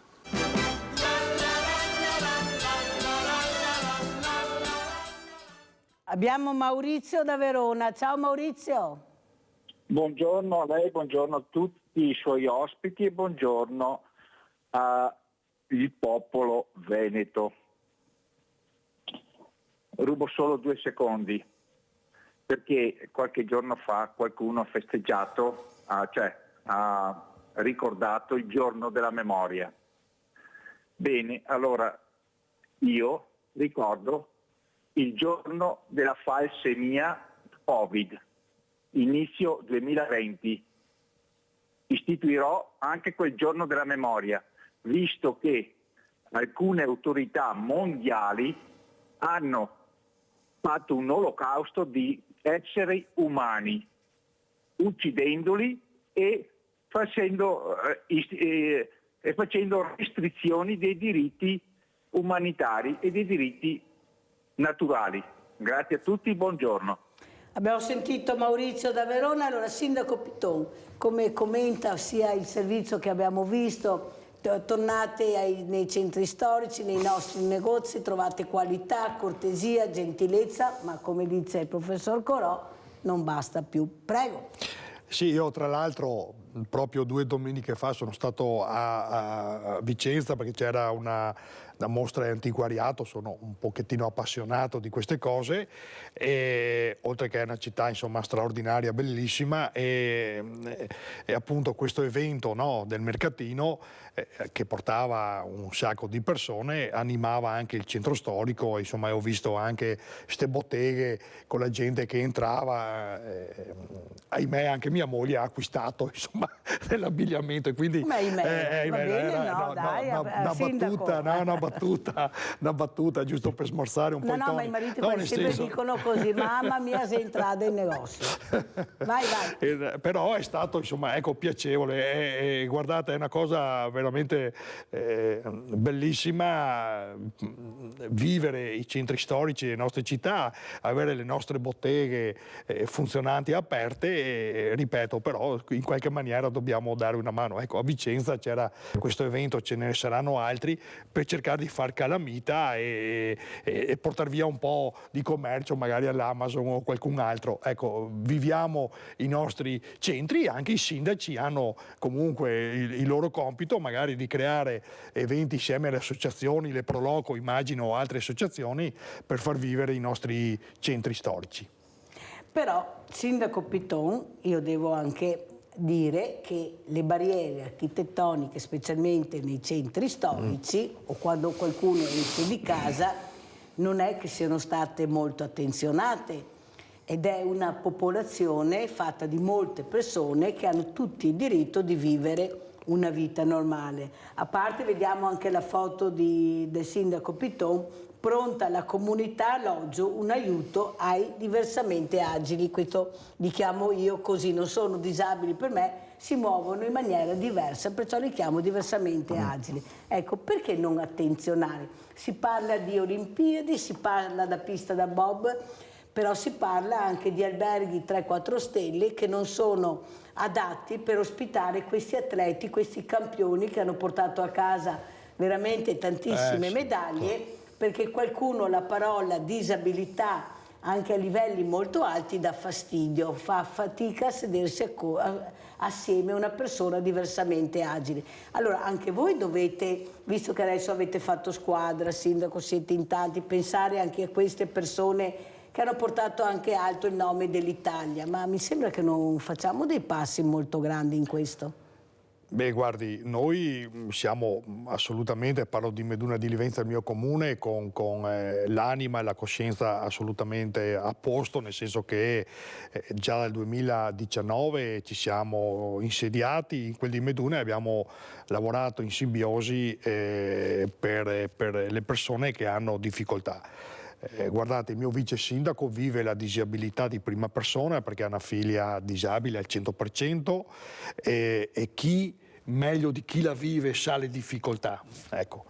Una appunto anche la comunità alloggio che insieme alla cooperativa che è la proprietaria provinciale servizi che gestisce, è proprietaria dell'alloggio insieme alla regione e tanti altri che citeremo in questa inaugurazione, è stata comunque un'idea e diciamo voluta dal mio vice sindaco perché c'era una necessità, nel senso che lei immagini chi ha un disabile a casa e deve magari semplicemente andare a fare un day hospital perché deve subire un'operazione. A chi lo dà questo figlio qua?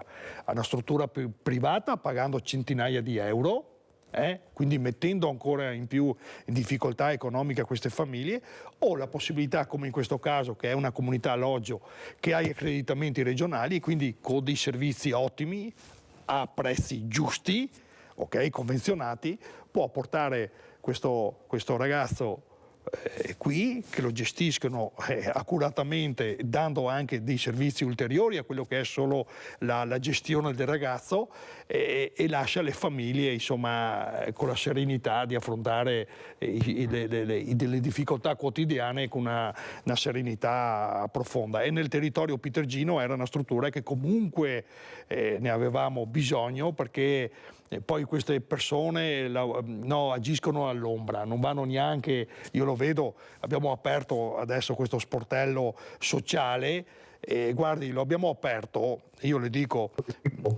con volontà veramente ferma, ma soprattutto per i nostri anziani, perché faticano ancora, sono talmente umili, pan e zeoea, però non va a domandare l'aiuto a nessuno, perché ci sono servizi di accesso, per dirti la riduzione delle bollette, del gas, dell'acqua, a persone che hanno difficoltà, che hanno un'ISE modesta, che però i nostri anziani non lo sanno. E allora col contatto diretto con l'assistente sociale può spiegargli ancora dinamiche e avvicinarli a questo mondo e a questo aiuto per quello che si può fare. Noi lo facciamo e siamo contenti di poterlo fare e di farlo convintamente.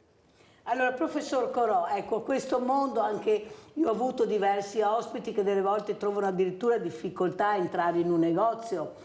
Ecco, anche i mezzi di trasporto non sempre accessibili, anche qua siamo molto indietro però, professor Corò, non è che siamo molto all'avanguardia ed è un peccato perché è un popolo come tutti gli altri, persone che spendono, che fanno una vita normale e noi non ci siamo culturalmente. Cosa è successo? Perché sono da anni che diciamo queste cose, io li invito quasi tutti nelle trasmissioni, però proprio non ci siamo. Delle volte fanno dei collegamenti online per anche spostarsi, per visitare i musei, poi arrivano all'interno e non c'è l'accessibilità, anche se era scritto che si poteva entrare. Capisce che anche qua si parla di strumentalizzare queste persone che veramente stanno cercando di mettercela tutta per vivere in maniera decente come tutti gli altri. Prego.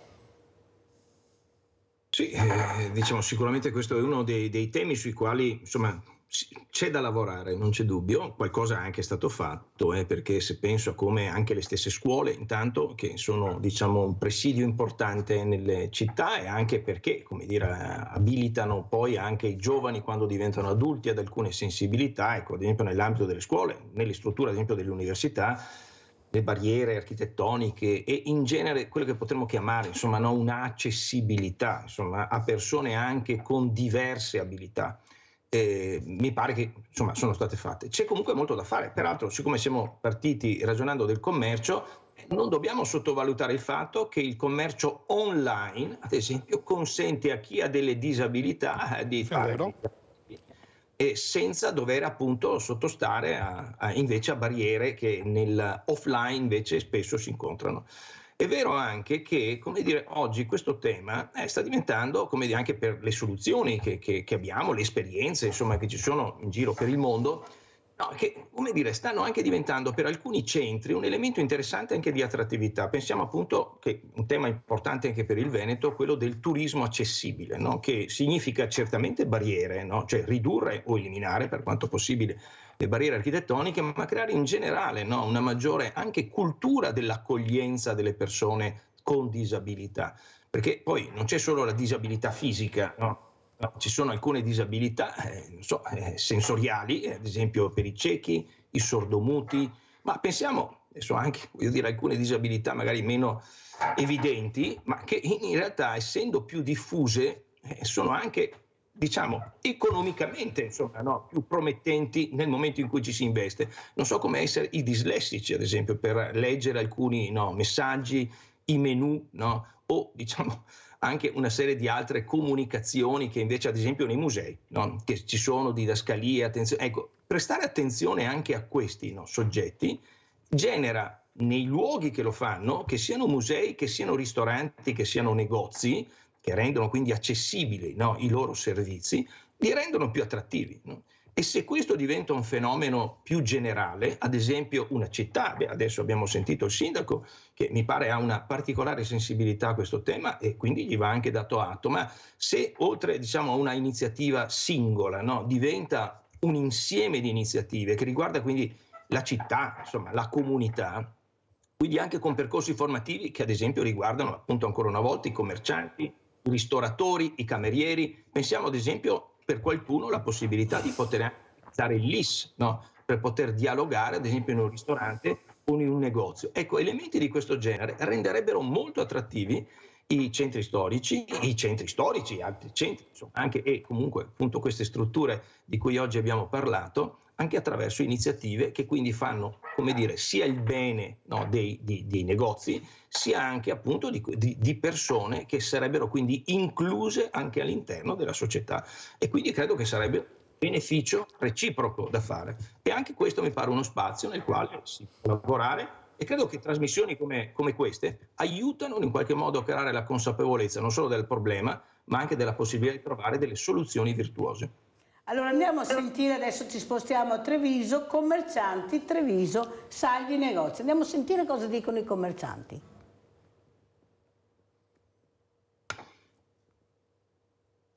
Speriamo di aver già toccato il fondo e che questo sia un momento di risalita. Sarà lento, sarà impegnativo per tutti, ma l'impegno c'è. La consapevolezza delle difficoltà vissute e la speranza di essersele lasciate alle spalle. Per i commercianti questi ultimi sono stati anni complicati, prima per la pandemia, poi per gli aumenti dei costi legati anche alle tensioni internazionali. Oggi la vera sfida, spiega Piovesan, è continuare ad esserci. Bello quando ci sono negozi nuovi, ma un grazie soprattutto a chi resiste e che continua a investire sul territorio e su Treviso centro storica che esiste già, perché quella è la difficoltà e la resistenza oggi. Bollette, affitti, inflazione, tutte voci che a fine mese pesano sulle casse delle attività commerciali. Gli affitti, come tutte le spese fisse, vanno a intaccare tantissimo su quello che è l'incidenza di spesa generale di fine mese di un commercio, di un'attività commerciale. E così anche investire diventa una sfida. Anche gli investimenti sono sempre più tirati. Ringrazio e ne approfitto per tutti i commercianti che stanno rinnovando, e ce ne sono parecchi a Treviso, le strutture che stanno rinnovando le vetrine, gli stabili. Puntare sul turismo, sugli eventi, sulle iniziative che portino sempre più persone nel cuore della città. Per i commercianti è questa la vera battaglia da vincere. Un aiuto agli affari potrebbe arrivare dai saldi, ma in attesa di un primo bilancio una cosa sembra ben chiara. Sarebbero da ritoccare le date e farli sicuramente non con una data di calendario, ma con una data diciamo di meteo. Quindi lavoreremo anche per proporre delle tempistiche di saldi più concrete. Allora, professor Corò, questa è la voce dei commercianti, di una rappresentante. Ecco, loro ce la stanno mettendo tutta, però l'importante sarà sopravvivere, riuscire a resistere. Prego, professore, pure lei ha dato delle linee guida molto importanti questa mattina, prego. Sì, diciamo, mi sentirei un po' di ribadire, insomma, questa, secondo me, un po' strategia, ecco, che è giusto considerare criticamente la situazione, però credo che sia sbagliato solo lamentarsi, no? Perché i lamenti non creano soluzioni, no? Né secondo me riusciamo a fermare alcuni cambiamenti che stanno proprio nei modelli di consumo delle persone, no? Non è che possiamo proibire di andare a un supermercato o di poter fare un acquisto online. Possiamo però, come dire, condizionare questi acquisti rendendoli, come dire, più consapevoli, no? Ecco che riconoscere una quota degli acquisti online per sostenere il commercio a dettaglio è una cosa utile, ma credo che il commercio a dettaglio abbia, come dire, anche un impegno e delle innovazioni possibili che certo da sole fanno fatica a fare queste strutture, ma se accompagnate possono farlo. Ancora una volta la tecnologia secondo me va presa come strumento utile ad affrontare i problemi e diciamo a migliorare le condizioni. Ad esempio si parlava prima anche del problema delle disabilità, no? Che i negozi fisici sono un ostacolo rispetto agli altri, no? Bene, anche qua sia interventi diciamo più, ecco qua, su delle infrastrutture, no, della città, anche questo andrebbe rivendicato, al di là di fare i parcheggi in pieno centro, magari ecco, riservare la possibilità di accedere soltanto a chi ha problemi di mobilità, no, fisica, no, di deambulazione, e quindi questo potrebbe già, come dire, aiutare alcune categorie rispetto appunto a chi invece ci si può più facilmente muovere. Ma ad esempio, ecco, si citava prima anche il caso dell'IS della lingua italiana dei segni. L'IS è la lingua italiana dei segni, che ovviamente aiuta anche una comunicazione che diventerebbe più difficile, no? se non aiutata anche da alcune tecnologie. Esiste peraltro una proprio startup ormai insomma da tempo, quindi è diventata un'impresa matura, che si chiama Visit, una startup creata tra l'altro dall'Università di Ca' Foscari, in parte anche di laureati dell'Università di Padova, che attraverso il telefono rendono possibile la traduzione in LIS, no, di anche persone che non lo conoscono, no? Quindi ad esempio un negozio può segnalare l'esistenza di questa tecnologia che interessa ad esempio un sorvegliatore, quindi può entrare all'interno di un negozio sapendo di trovare la possibilità di comunicazione, no? Per non dire ovviamente anche di altri, insomma, anche altre disabilità che dovrebbero comunque essere riconosciute e in qualche modo aiutate appunto a far parte, anche attraverso il consumo, della società, no? Quindi anche il consumo è parte dell'inclusione. E ancora una volta credo che, insomma, voglio dire, le cose si possono anche fare, magari diciamo cambiamenti rivoluzionari, ma innovazioni che quando funzionano poi si contagiano e quindi diciamo si diffondono, no? Ed è questo che secondo me dobbiamo cercare di fare, come abbiamo sentito da parte del sindaco prima, con iniziative specifiche anche in piccoli centri, che è giusto che queste diciamo esperienze vengano comunicate e quindi poi vengano copiate, si diffondano. Le innovazioni che funzionano devono essere copiate, no? Devono diffondersi, devono generalizzarsi, favorendo il processo di, diciamo, di inclusione e di accessibilità, che significa poi anche il miglioramento di queste strutture di vendita. Speriamo, perché fino adesso mi sa che abbiamo copiato più male che bene. Professor Corrò, potevamo copiare molto bene, visto che gli esempi ne abbiamo. Il problema è che ogni volta che copiamo più le cose sbagliate che quelle giuste. Questo lo dico io quasi sempre. Allora andiamo a Vicenza, fuga dalla città, andiamo a sentire.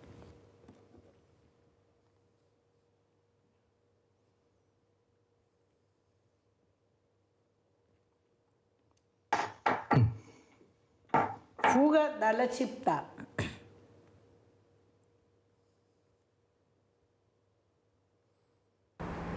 Vicenza si conferma città dove la popolazione cala e invecchia, dove le famiglie numerose diminuiscono. 53.184 i nuclei complessivi, quasi il 70% è composto da 1 o 2 persone. I single sono oltre il 44%, pensionati ma anche quarantenni. Secondo l'ultimo report del comune, la città è attrattiva soprattutto per stranieri e italiani provenienti dal Veneto e da altre regioni. I vicentini invece fuggono nei comuni della cintura, 4.304 per la precisione lo scorso anno, 293 in più rispetto al precedente. I comuni più gettonati sono Torri di Quartesolo in testa, seguito da Caldogno, Monticello Conteotto e Isola Vicentina. Come amministrazione di Torri e di Vicenza e di tutte le amministrazioni contermini stiamo lavorando perché questa territorialità, queste offerte di servizio eccetera siano quanto più omogenee possibile. E dopodiché non posso che essere contento che molte persone scelgano Torri di Quartesolo, perché evidentemente ci trovano quello che cercano, dai prezzi delle case e degli appartamenti al fatto che ci siano molti servizi, soprattutto di tipo commerciale, ma che ci siano anche molti collegamenti col capoluogo. Il territorio di Caldogno è un territorio attrattivo nei confronti appunto dei residenti nel comune di Vicenza. Sicuramente è dovuto al fatto che comunque collaboriamo con l'amministrazione comunale di Vicenza e comunque ragioniamo in area vasta. Sicuramente è un territorio un po' più verde, un po' più agricolo e naturalmente anche abbiamo saputo mantenere una certa identità e soprattutto una certa qualità dei servizi. Fin dagli anni 80 e 90 del secolo scorso il territorio di Monticello Conteotto si è dimostrato attrattivo per i residenti di Vicenza e le ragioni sono molteplici, tra cui le vie di comunicazione, la strada Marosticana, via Sabbiabona. C'è la possibilità anche di arrivare a Vicenza nella zona dell'Anconetta attraverso una pista ciclopedonale, parchi pubblici e poi le villette che hanno tutte quante le loro pertinenze. Sono poco più di un centinaio le famiglie che hanno scelto di trasferirsi da Vicenza ad Isola Vicentina negli ultimi 5 anni. Si tratta di famiglie giovani ma anche di nuovi pensionati che hanno scelto il nostro territorio per la bellezza del paesaggio, la collina, ma anche per un mercato immobiliare sicuramente più attraente e più competitivo rispetto ai comuni contermini.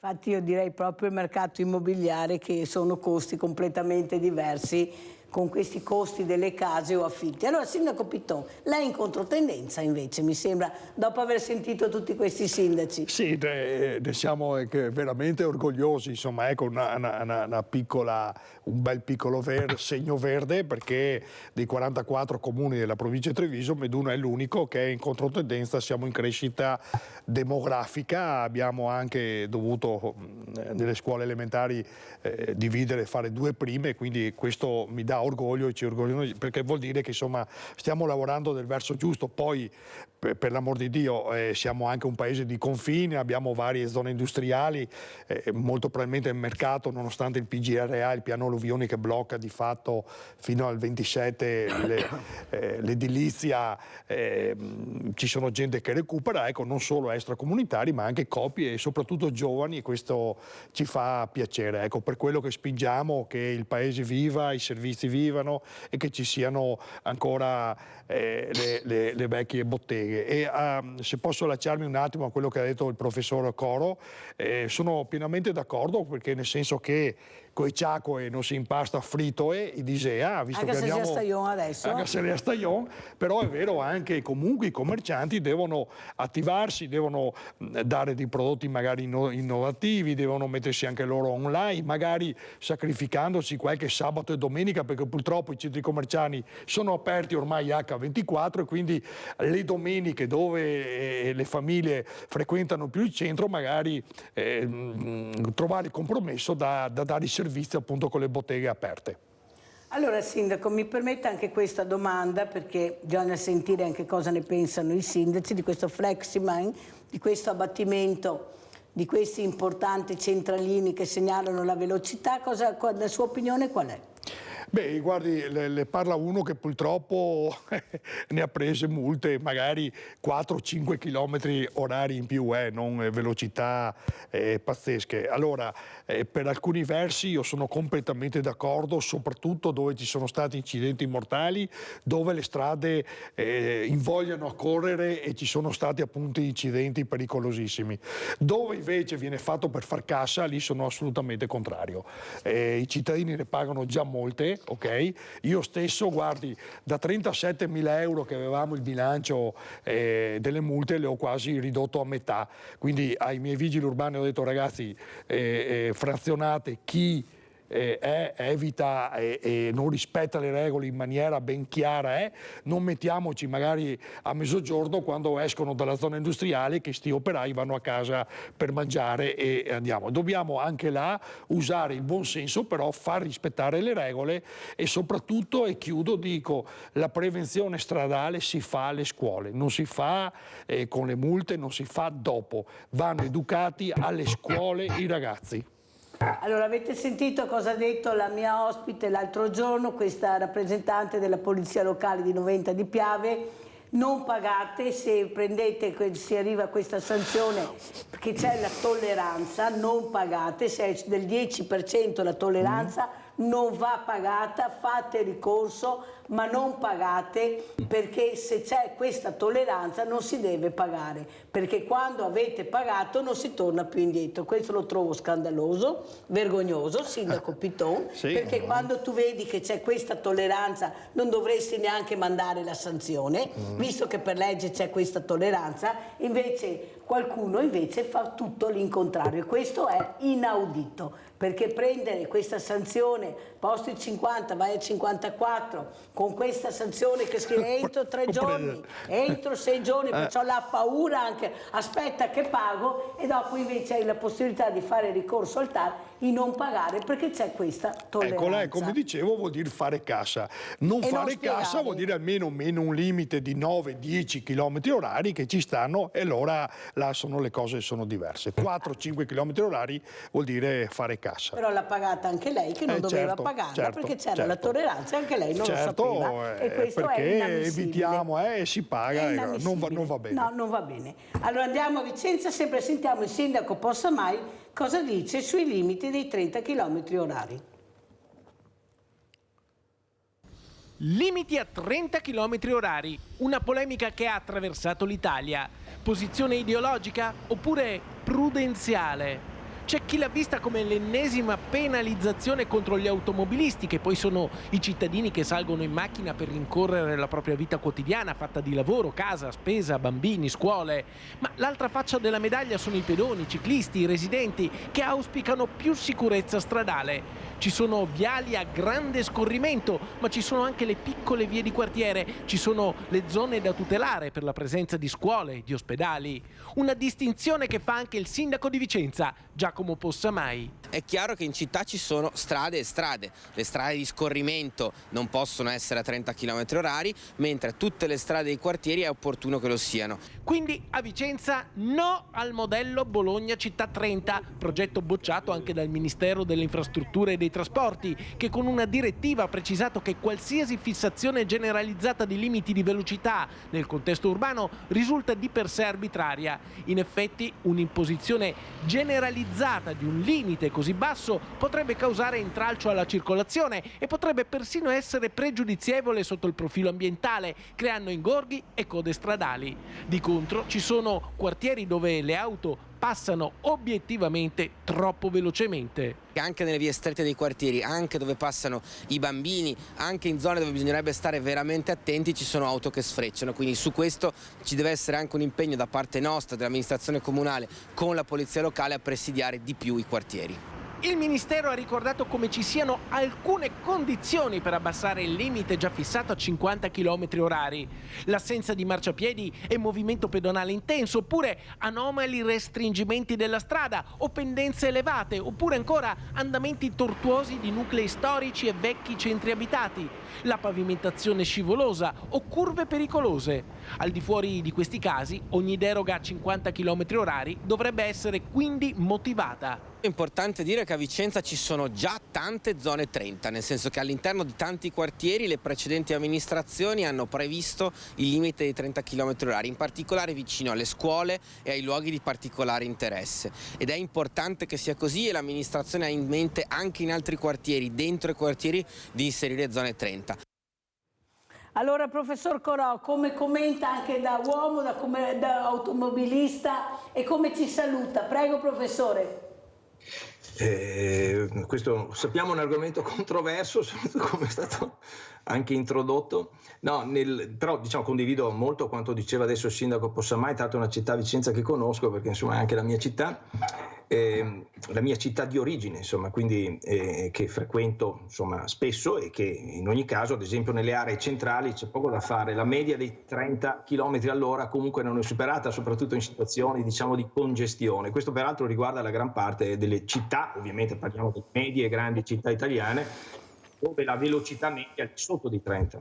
Ciò detto, insomma, forse anche porre il limite appunto in modo differenziato credo che questo abbia un senso, è proprio perché diciamo le strade sono certamente strade che fanno scorrere il traffico, ma le strade sono anche, tanto più in prossimità dei luoghi abitati, sono anche, come dire, degli spazi che sono vissuti da pedoni, da ciclisti, sono vissute anche per essere attraversate, non solo per essere percorse longitudinalmente, e di questo credo che bisogna appunto tener conto. Peraltro questo va anche a vantaggio di un uso della città, come abbiamo detto anche nella prima parte della trasmissione, commercio, no? Quindi ecco che va in questa direzione. Un'ultima considerazione su una parola che visto che lei ha utilizzato e ha sottolineato anche e che condivido molto, che è tolleranza. Credo che bisogna creare dei cittadini responsabili, e per essere responsabili, cioè rispondere delle proprie azioni, bisogna anche dare fiducia ai cittadini o anche automobilisti che siano nel dire che se si fissa appunto un limite che sia i 30, i 50 o i 70 all'ora, poi si fa in modo che questo limite venga ragionevolmente rispettato, non porsi l'obiettivo appunto di utilizzarlo, come spesso è stato fatto dalle amministrazioni, come una sorta di tassazione, peraltro subdola, fatta a chi poi non vota in quell'amministrazione, come avviene in alcune strade di scorrimento diverse, tra l'altro in Veneto, di cui tutti, io e anche il sindaco Piton, da quanto ho saputo, siamo di fatto stati no? Quindi ecco che l'uso del concetto di tolleranza, ad esempio se c'è un limite anche di 70, è chiaro che se uno va anche a 78 o 80 all'ora, chiaro che se dopo va oltre una certa velocità, questo mette davvero in pericolo la sicurezza. Professore, la interrompo perché abbiamo una telefonata, sennò poi si arrabbiano. Abbiamo Graziella da Marghera. Ciao Graziella. Sì, ciao Mirella e buongiorno al suo ospite. Io volevo dire, ho sentito che parlate di... Io abito in via Beccaria, Cesare Beccaria, Marghera. È una strada in mezzo all'abitato. Lì sfrecciano, ci sono i cartelli 30 all'ora.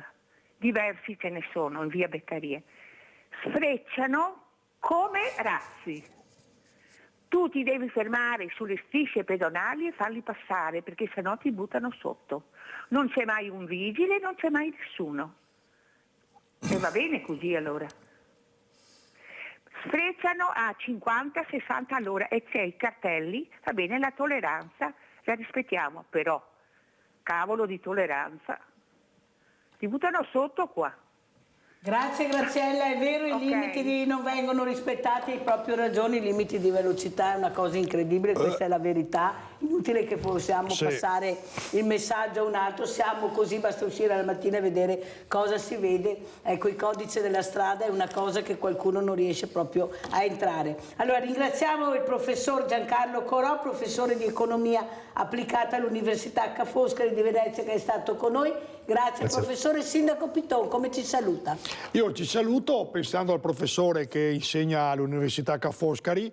Io amo Venezia come tantissime città e la adoro, soprattutto il primo pensiero quando posso andarci, dico non ci sono macchine né motorini, questi luoghi disagi, ma è meravigliosa anche per questo. E la si lamentano perché c'è troppa gente a piedi, allora non sappiamo mai accontentarci di niente. Grazie anche veramente, grazie Arnaldo Piton, sindaco di Meduna di Livenza, primo mandato, Fratelli d'Italia, ma soprattutto per la comunità alloggio che avete visto che ha cercato di dare questo aiuto al mondo dei diversamente agili. Grazie anche a lei sindaco, pubblicità. Grazie a voi.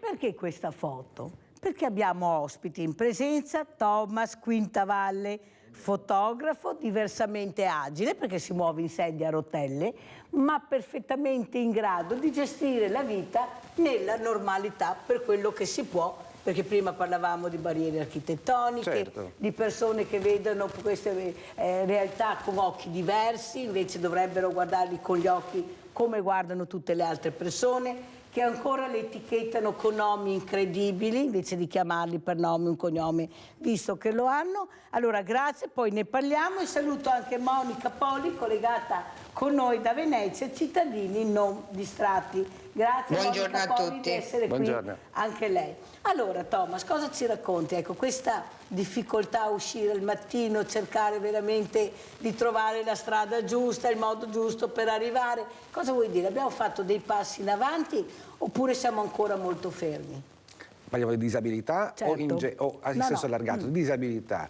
Allora, diciamo che quando si parla di inclusione, è un tema molto molto sentito attualmente, quello che spesso non si comprende è che tutti vorremmo essere parte della società, svolgere il nostro lavoro, quello per cui ci sentiamo più portati, se possibile, comunque interagire con gli altri. Naturalmente l'inclusione, secondo me, io la immagino come una coperta, cioè dovrebbe dare a chiunque gli strumenti, perché senza gli strumenti può esserci anche un'accettazione, ma se tu non mi dai gli strumenti perché io possa esprimere il mio talento, qualunque esso sia, è difficile. Quindi la società deve in questo fare un doppio sforzo, perché oltre a ormai quando ero piccolino io, il disabile era qualcosa che guardavo, io sono diventato disabile per un incidente d'auto, lo guardavo in maniera strana. Adesso siamo tutti più abituati a vedere il disabile che esce,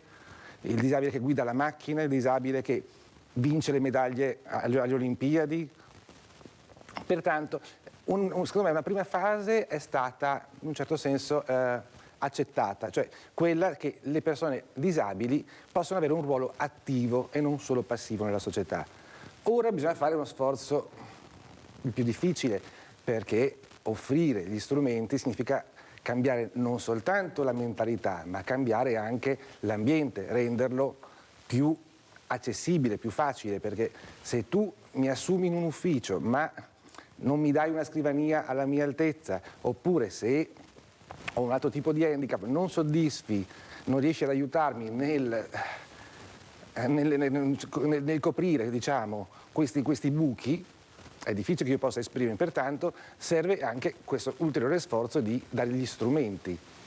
Eppure, visto che abbiamo Monica Poli collegata da Venezia, qualcuno, perché qui si tratta di sensibilità, sto parlando del presidente della Fenice, del direttore generale della Fenice, il dottor Andreeri, che ho avuto ospite da poco, stanno cercando ancora di più di migliorare questa accessibilità anche per visitare queste meraviglie che abbiamo la fortuna di avere. Ma a mio avviso, Monica Poli, qui si tratta di sensibilità come la sua, che si è rimboccata le maniche nella città più bella del mondo e ha detto non mi giro dall'altra parte ma cerco anch'io di aiutare. Allora spieghiamo chi è Monica Poli e cosa vuol dire cittadini non distratti. Prego. Allora, i cittadini non distratti nascono 30 anni fa per contrastare i primi, diciamo, borseggiatori che avevamo. Dietro a me c'è una squadra, perché non ci sono solo io, siamo all'incirca una cinquantina di persone che operano sul territorio, e proprio per fare azione di disturbo, perché purtroppo nell'ultimo decennio abbiamo visto un'invasione proprio di personaggi dediti al borseggio. Ecco. Avete capito cosa fa? Sarebbe una specie di controllo di vicinato in maniera diversa, visto che la realtà, come dice lei, specialmente le borseggiatrici, ormai cominciavano veramente a preoccupare questi turisti, queste persone che arrivavano. Ecco, anche le fragilità qui devono stare molto attente, perché c'è modo e modo anche di difendersi, c'è modo e modo anche di riuscire a passare. Come si fa se in quel momento trovi la barriera architettonica? Ecco, queste barriere architettoniche si è fatto qualcosa, ma c'è molta strada da fare. Cosa ne pensi, Thomas? Per Venezia? Sì, ma solo ma sai in giro diciamo, anche... allora, io amo molto Venezia. Sì. È la Venezia che io preferisco, che è quella che costeggia il canale della Giudecca. La Giudecca è quella che francamente in questo momento se la cava meglio, perché sono state messe delle rampe fisse. Pertanto, a parte l'attraversamento che va dal punto della dogana fino a San Marco, che poi, a parte quel brevissimo tratto di Vaporetto, poi si può continuare fin quasi a Sant'Elena, anzi fino a Sant'Elena con la sede rotelle. Per me, che negli anni ho visto il cambiamento, arrivare a questo è già wow. Sentite? È già, cioè, nel senso che forse per una persona normodotata è la normalità. Per un handicappato tutti questi passi avanti che si fanno sono carica che tu ricevi, perché ti senti sempre più partecipe anche di godere della bellezza. Esatto.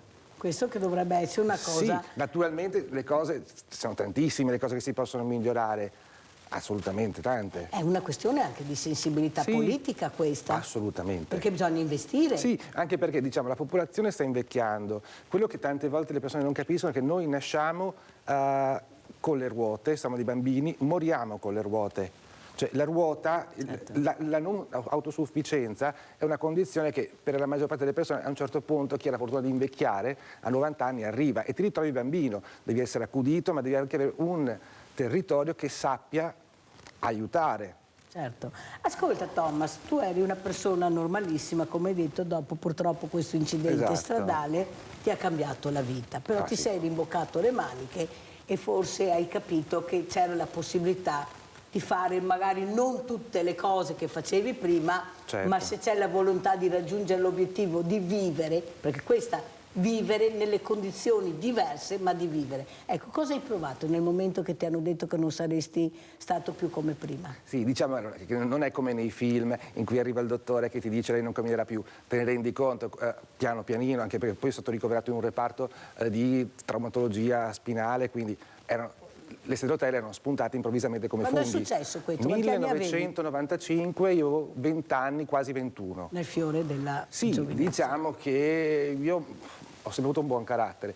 Alla fin fine il fuoco che uno ha dentro a 20 anni è forte. Di conseguenza è vero che uno dice nel fiore degli anni ti rovinano la vita, sì, ma hai anche degli strumenti, delle risorse illimitate a 20 anni, hai una forza. Io ho avuto un supporto incredibile dalla famiglia, degli amici che sono stati la vera coperta, che non mi hanno mai... La comunità. Sì, per questo ti permette di non sentirsi soli, perché tutti gli aspetti peggiori, secondo me, che possiamo tirare fuori, li tiriamo fuori quando ci sentiamo abbandonati.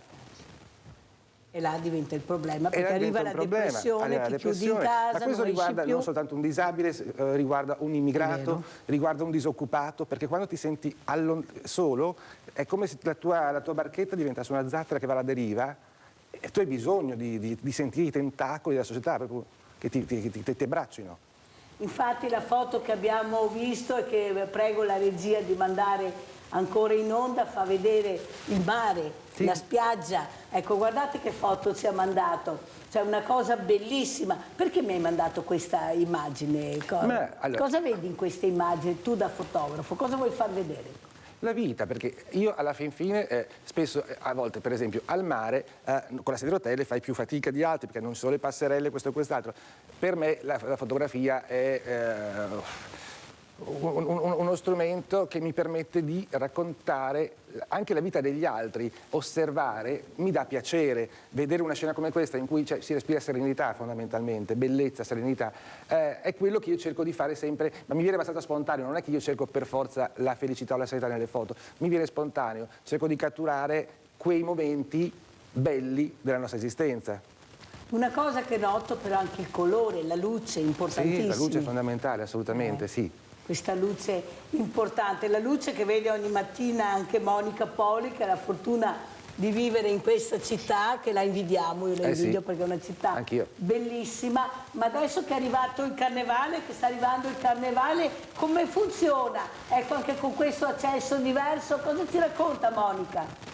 Allora, intanto volevo collegarmi e dire una cosa importante, che la maggior parte dei borseggi vengono fatte a persone anziane e a persone con fragilità motoria.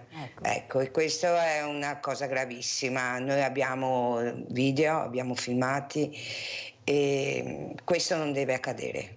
Ecco, e noi siamo sempre attivi nel territorio. E abbiamo le nostre, diciamo, sentinelle che sono commercianti, persone veneziane che in continuazione ci segnalano la presenza di questi borseggiatori. Per lo più adesso sono proprio bande di uomini fiancheggiati da qualche donna e purtroppo sono le persone più anziane che vengono colpite, magari persone che hanno anche gli ultimi 20, cioè perché a loro non interessa, magari anche che hanno gli ultimi 20 euro nel portafoglio, perché sappiamo benissimo purtroppo come sono anche le pensioni di queste persone e a noi questo fa male, questo a noi fa malissimo. Ecco. Grazie veramente Monica per quello che ha detto e quello che sta cercando di fare. Allora andiamo a vedere proprio questo primo video, cittadini non distratti, e poi lo commentiamo. Eccoli qui, attenzione borseggiatori, attenzione pickpocket, carterista, da questa mattina che rubate, attenzione borseggiatori, ladri, eccoli qui, vi ho rovinato la giornata, ladri, carterista, pickpocket, ladri! Attenzione borseggiatore, pickpocket! Vai fuori!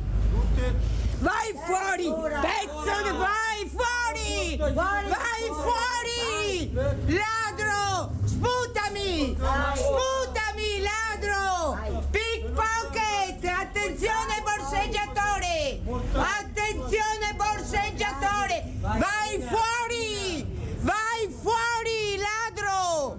Pickpocket! Pickpocket! Ladro! Ladro! Pickpocket! Monica, c'è Thomas che ti guarda con due occhi così e dice: ma cosa sto vedendo? Ecco Thomas, cosa vedi? Questa donna che ci mette la faccia, che non ha paura, ma anche perché forse ti senti anche un po' protetta. Monica, ti do del tu perché guarda, veramente sei una cosa grande. Ecco, questa voglia di aiutare la comunità, questa voglia di riuscire veramente a mettere all'angolo queste persone che si stanno veramente approfittando delle fragilità. Lo sentiamo Thomas, cosa vuoi dire a Monica? Io sono stato derubato 2 volte. Ecco. Ma una volta in un bar e una volta Sempre a Venezia? No, a Ferrara, perché io studiavo a Ferrara. Una volta in un bar, in pieno centro storico, e un'altra volta in una libreria. Io tengo il portafoglio in una serie qua dietro, c'è la taschina, e non me lo sarei mai aspettato. Ecco, vedi. Sì, ma poi non sono stato derubato da persone che poi in 20 minuti avevano preso con la carta di credito, erano pigiami di seta e cose che non servono veramente a niente. Avete capito? Ecco, tu hai il gusto di veramente di danneggiare, di veramente umiliare. Perché è facile, hai una persona, un anziano, un handicappato. Certo, cosa fai? Monica, quando è nata questa voglia di metterti in gioco, di dire adesso mi metto in gioco e voglio vedere? Allora, come ho ripetuto, non ci sono solo io, perché io faccio parte di questo gruppo, come vi ho già detto, da 30 anni. Quanti siete, Monica? Siamo una quarantina, di quelli all'inizio una decina, quindi sono 30 anni che portiamo avanti questa battaglia. E noi avevamo solo un canale Facebook dove si pubblicava e purtroppo quando è stato rinvenuto un portafoglio di una persona di 95 anni e lì praticamente è scattato qualcosa, abbiamo dovuto fare qualcosa per avvertire la gente e abbiamo aperto 2 canali, TikTok e Instagram. Mai e poi mai si pensava a questo impatto mediatico. Da qui diciamo scaturito tutta una serie di tutti i comitati di sicurezza in Europa a far vedere realmente cosa c'è, perché il problema non è solo qui a Venezia, il problema è in tutta Italia, nelle maggiori città e anche nelle piccole città turistiche. Il problema è di queste bande, perché ricordiamoci che sono bande organizzate è in tutta Europa. Ti sei mai sentita minacciata? Hai avuto paura? Hai paura? Cos'è che ti preoccupa di più, Monica? Allora, paura, cioè sono sincera, io affronto in quel momento che li vedo, la paura passa, cioè non c'è paura. Il problema è che qui bisogna affrontare questa situazione. Ecco, perché guardi, ci è appena arrivato un messaggio un'ora fa di una coppia di anziani turisti spagnoli derubati a Marco Polo appena arrivato. Cioè questi ormai sono ramificati dappertutto. Allora, o si prende una posizione, cioè ci deve essere una presa di posizione, ci devono essere le leggi. Purtroppo qui il problema si sta ramificando sempre di più e ci si gira intorno e soluzioni non ce ne sono. Perché? Silvia da Padova, Monica, se no mi perde la linea, vai Silvia. Ciao Mirella. Ciao. Ti ricordi di me? Sì, come stai? Sto molto male, ho fatto un mese di ospedale per una broncopolmonite non riconosciuta dal mio medico, mi diceva che ero ansiosa, 2 mesi e mezzo che vado avanti e non riescono a capire che polmonite è. Sono tornata l'altra sera dall'ospedale. Quello che io volevo dire è che il governo italiano ci fa vivere male noi italiani. Una mia amica l'altra sera di 76 anni ha dovuto andare a fare un po' di ginnastica perché ha male le ginocchia. Tornata a casa, i ladri gli hanno portato via tutto. Ma perché non ci sono leggi che ci tutelano noi cittadini italiani? Non è una cosa giusta, il governo deve cambiare, ci ha tolto la libertà di uscire, ci ha tolto la libertà di vivere sereni, ci ha tolto tutto, anche qualcosa di vivere un po' meglio perché ci danno pensioni da fame. E io non riesco a capire, io Mirella, non so se vivrò tanto perché sai che ho il cedimento delle vertebre, una grave osteoporosi, oltretutto 2 mesi e mezzo, che guarda stamattina avevo la pressione a 105,41 la minima, non riesco a stare in piedi. Però io col governo ce l'ho proprio su, sia con quelli di prima e con quelli di adesso.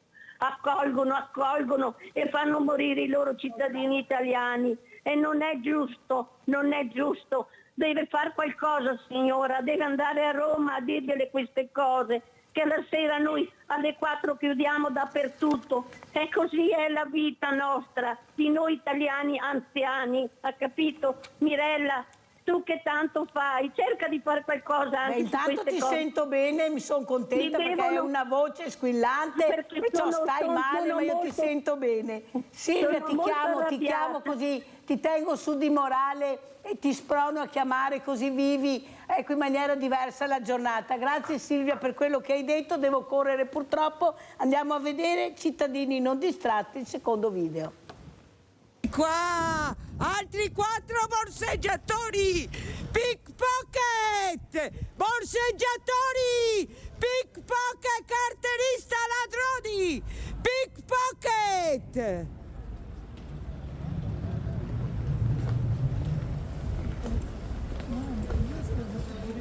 Eccoli! Altri 4! Altri 4! Attenzione borseggiatrici! Pickpocket! Attenzione borseggiatrici! Eccole qui, borseggiatrici! Raffaella, torna a casa tua! Borseggiatrici pickpocket! Mandiamo anche il terzo video così poi li commentiamo, andiamo a vedere. Attenzione borseggiatrici! Attenzione pickpocket! Eccole tornate! Attenzione pickpocket borseggiatrici! Eccole qui, tornate! Attenzione borseggiatrici pickpocket! Eccole qui! Anche l'altra lì davanti, pickpocket, borseggiatrici.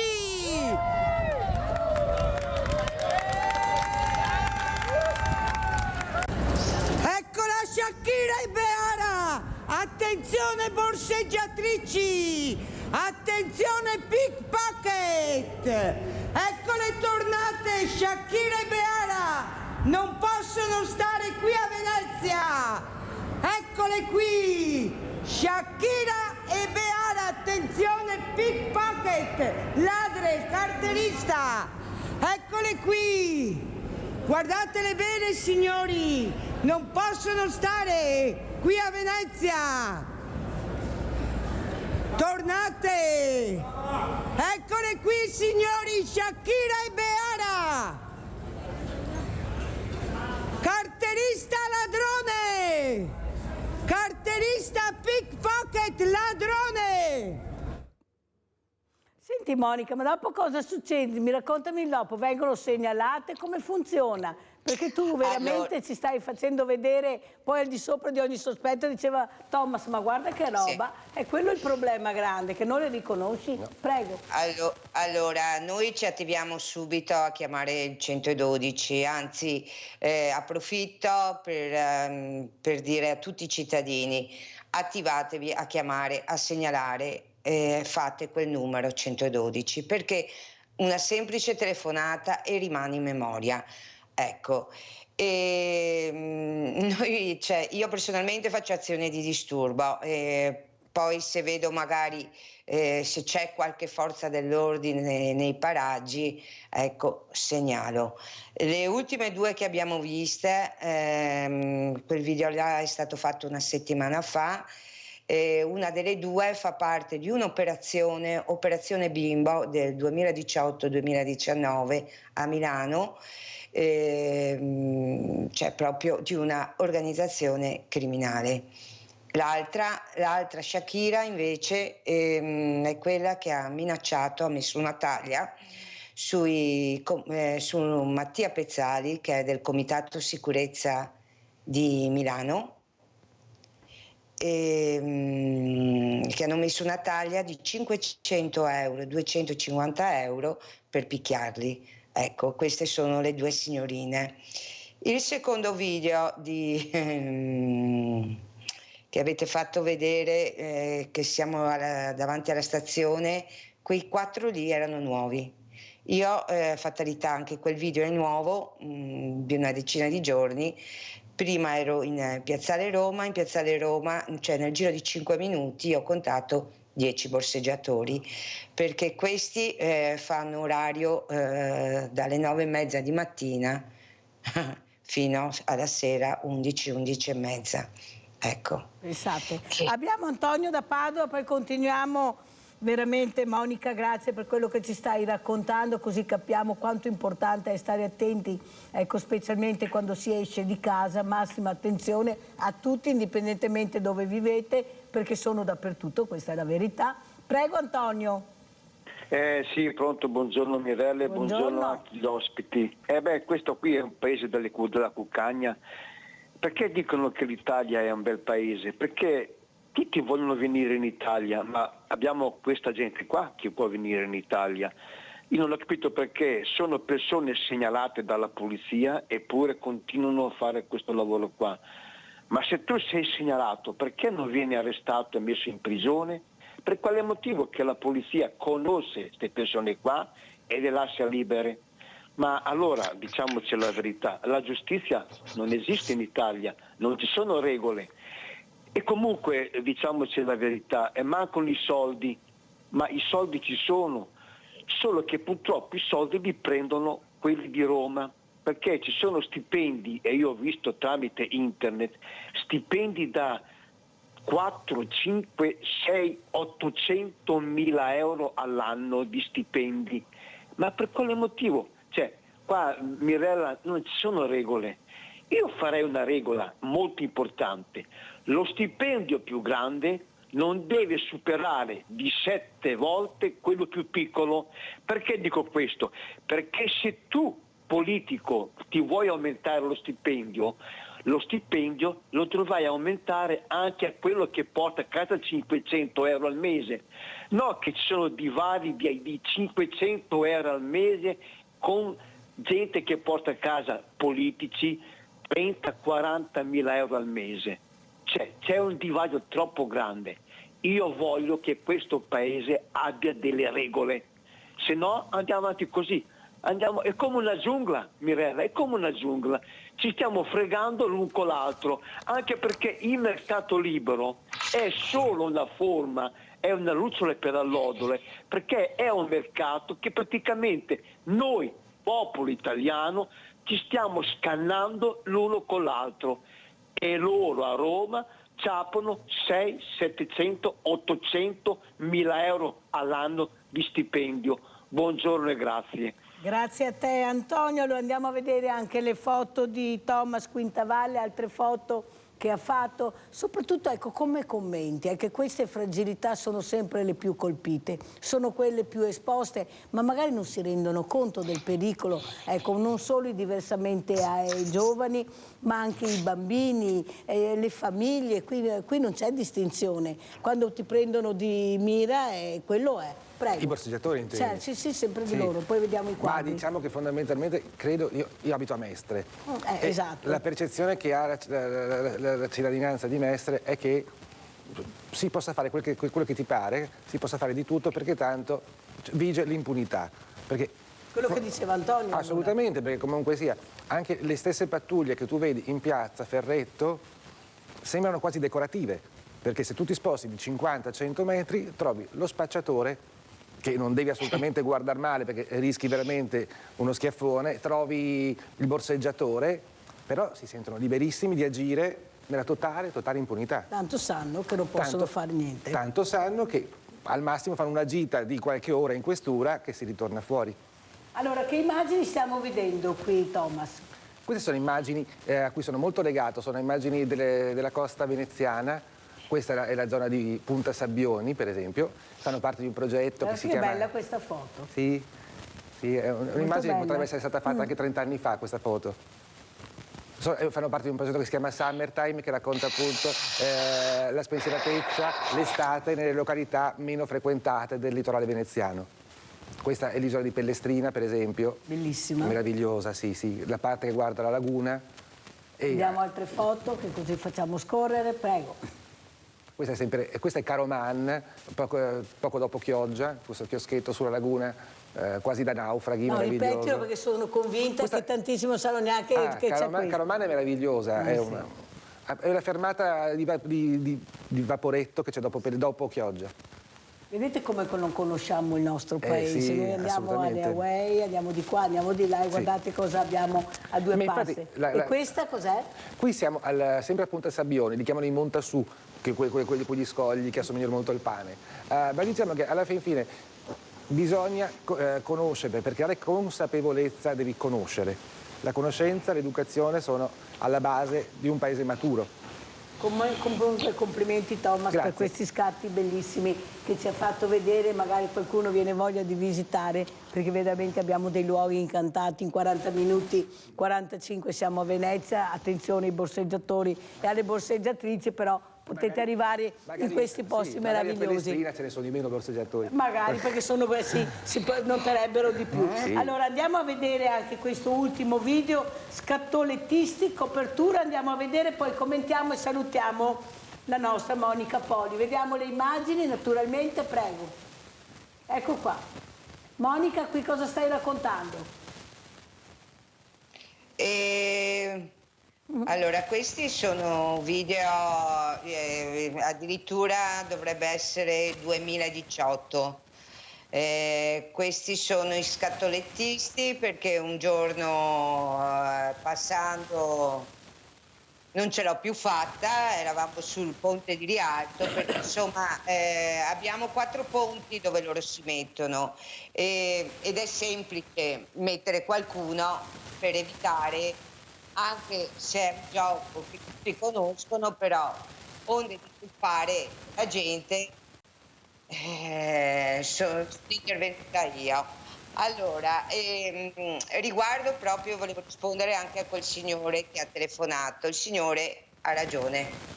Diciamo che prima della riforma Cartabia qualche giudice ha usato, cioè è stato un po' devoluto, perché si poteva usare un attimino di più il pugno duro, anche riguardo le donne incinta, perché quando una donna incinta si presenta per 2 o 3 volte presa in flagranza e il giudice la rimette fuori perché deve accudire il bambino, qui qualcuno doveva porsi qualche domanda: con chi sta il bambino?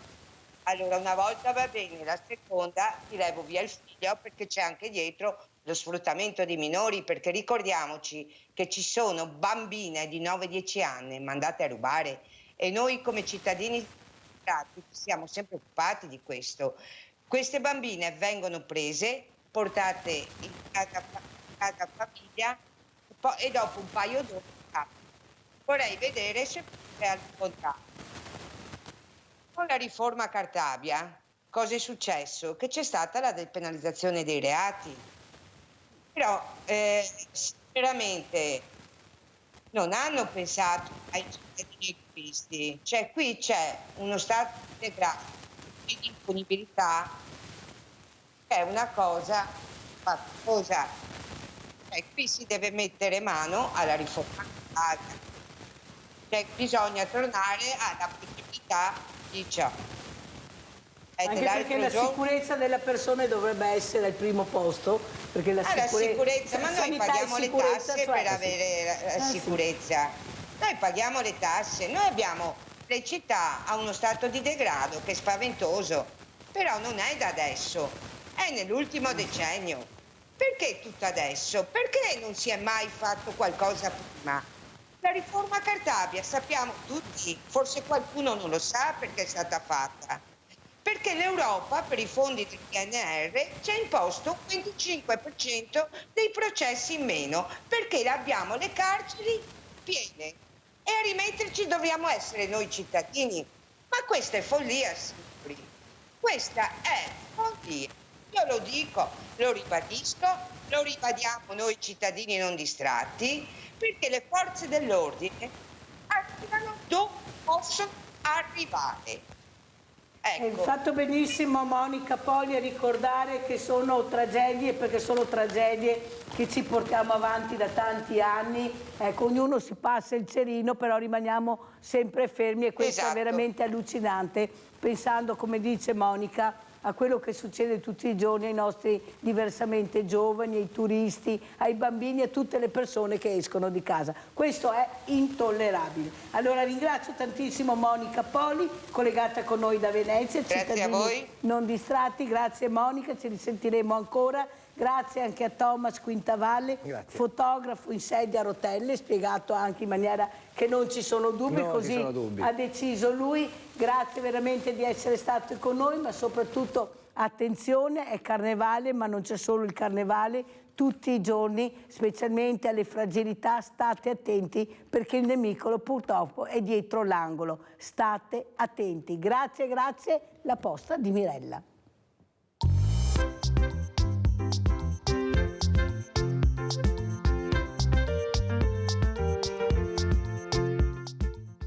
Time to bring out couple number 5, ladies and gentlemen, in the Carolina Classic Division. Make some noise, North Carolina, Sam West and Leslie Jennings.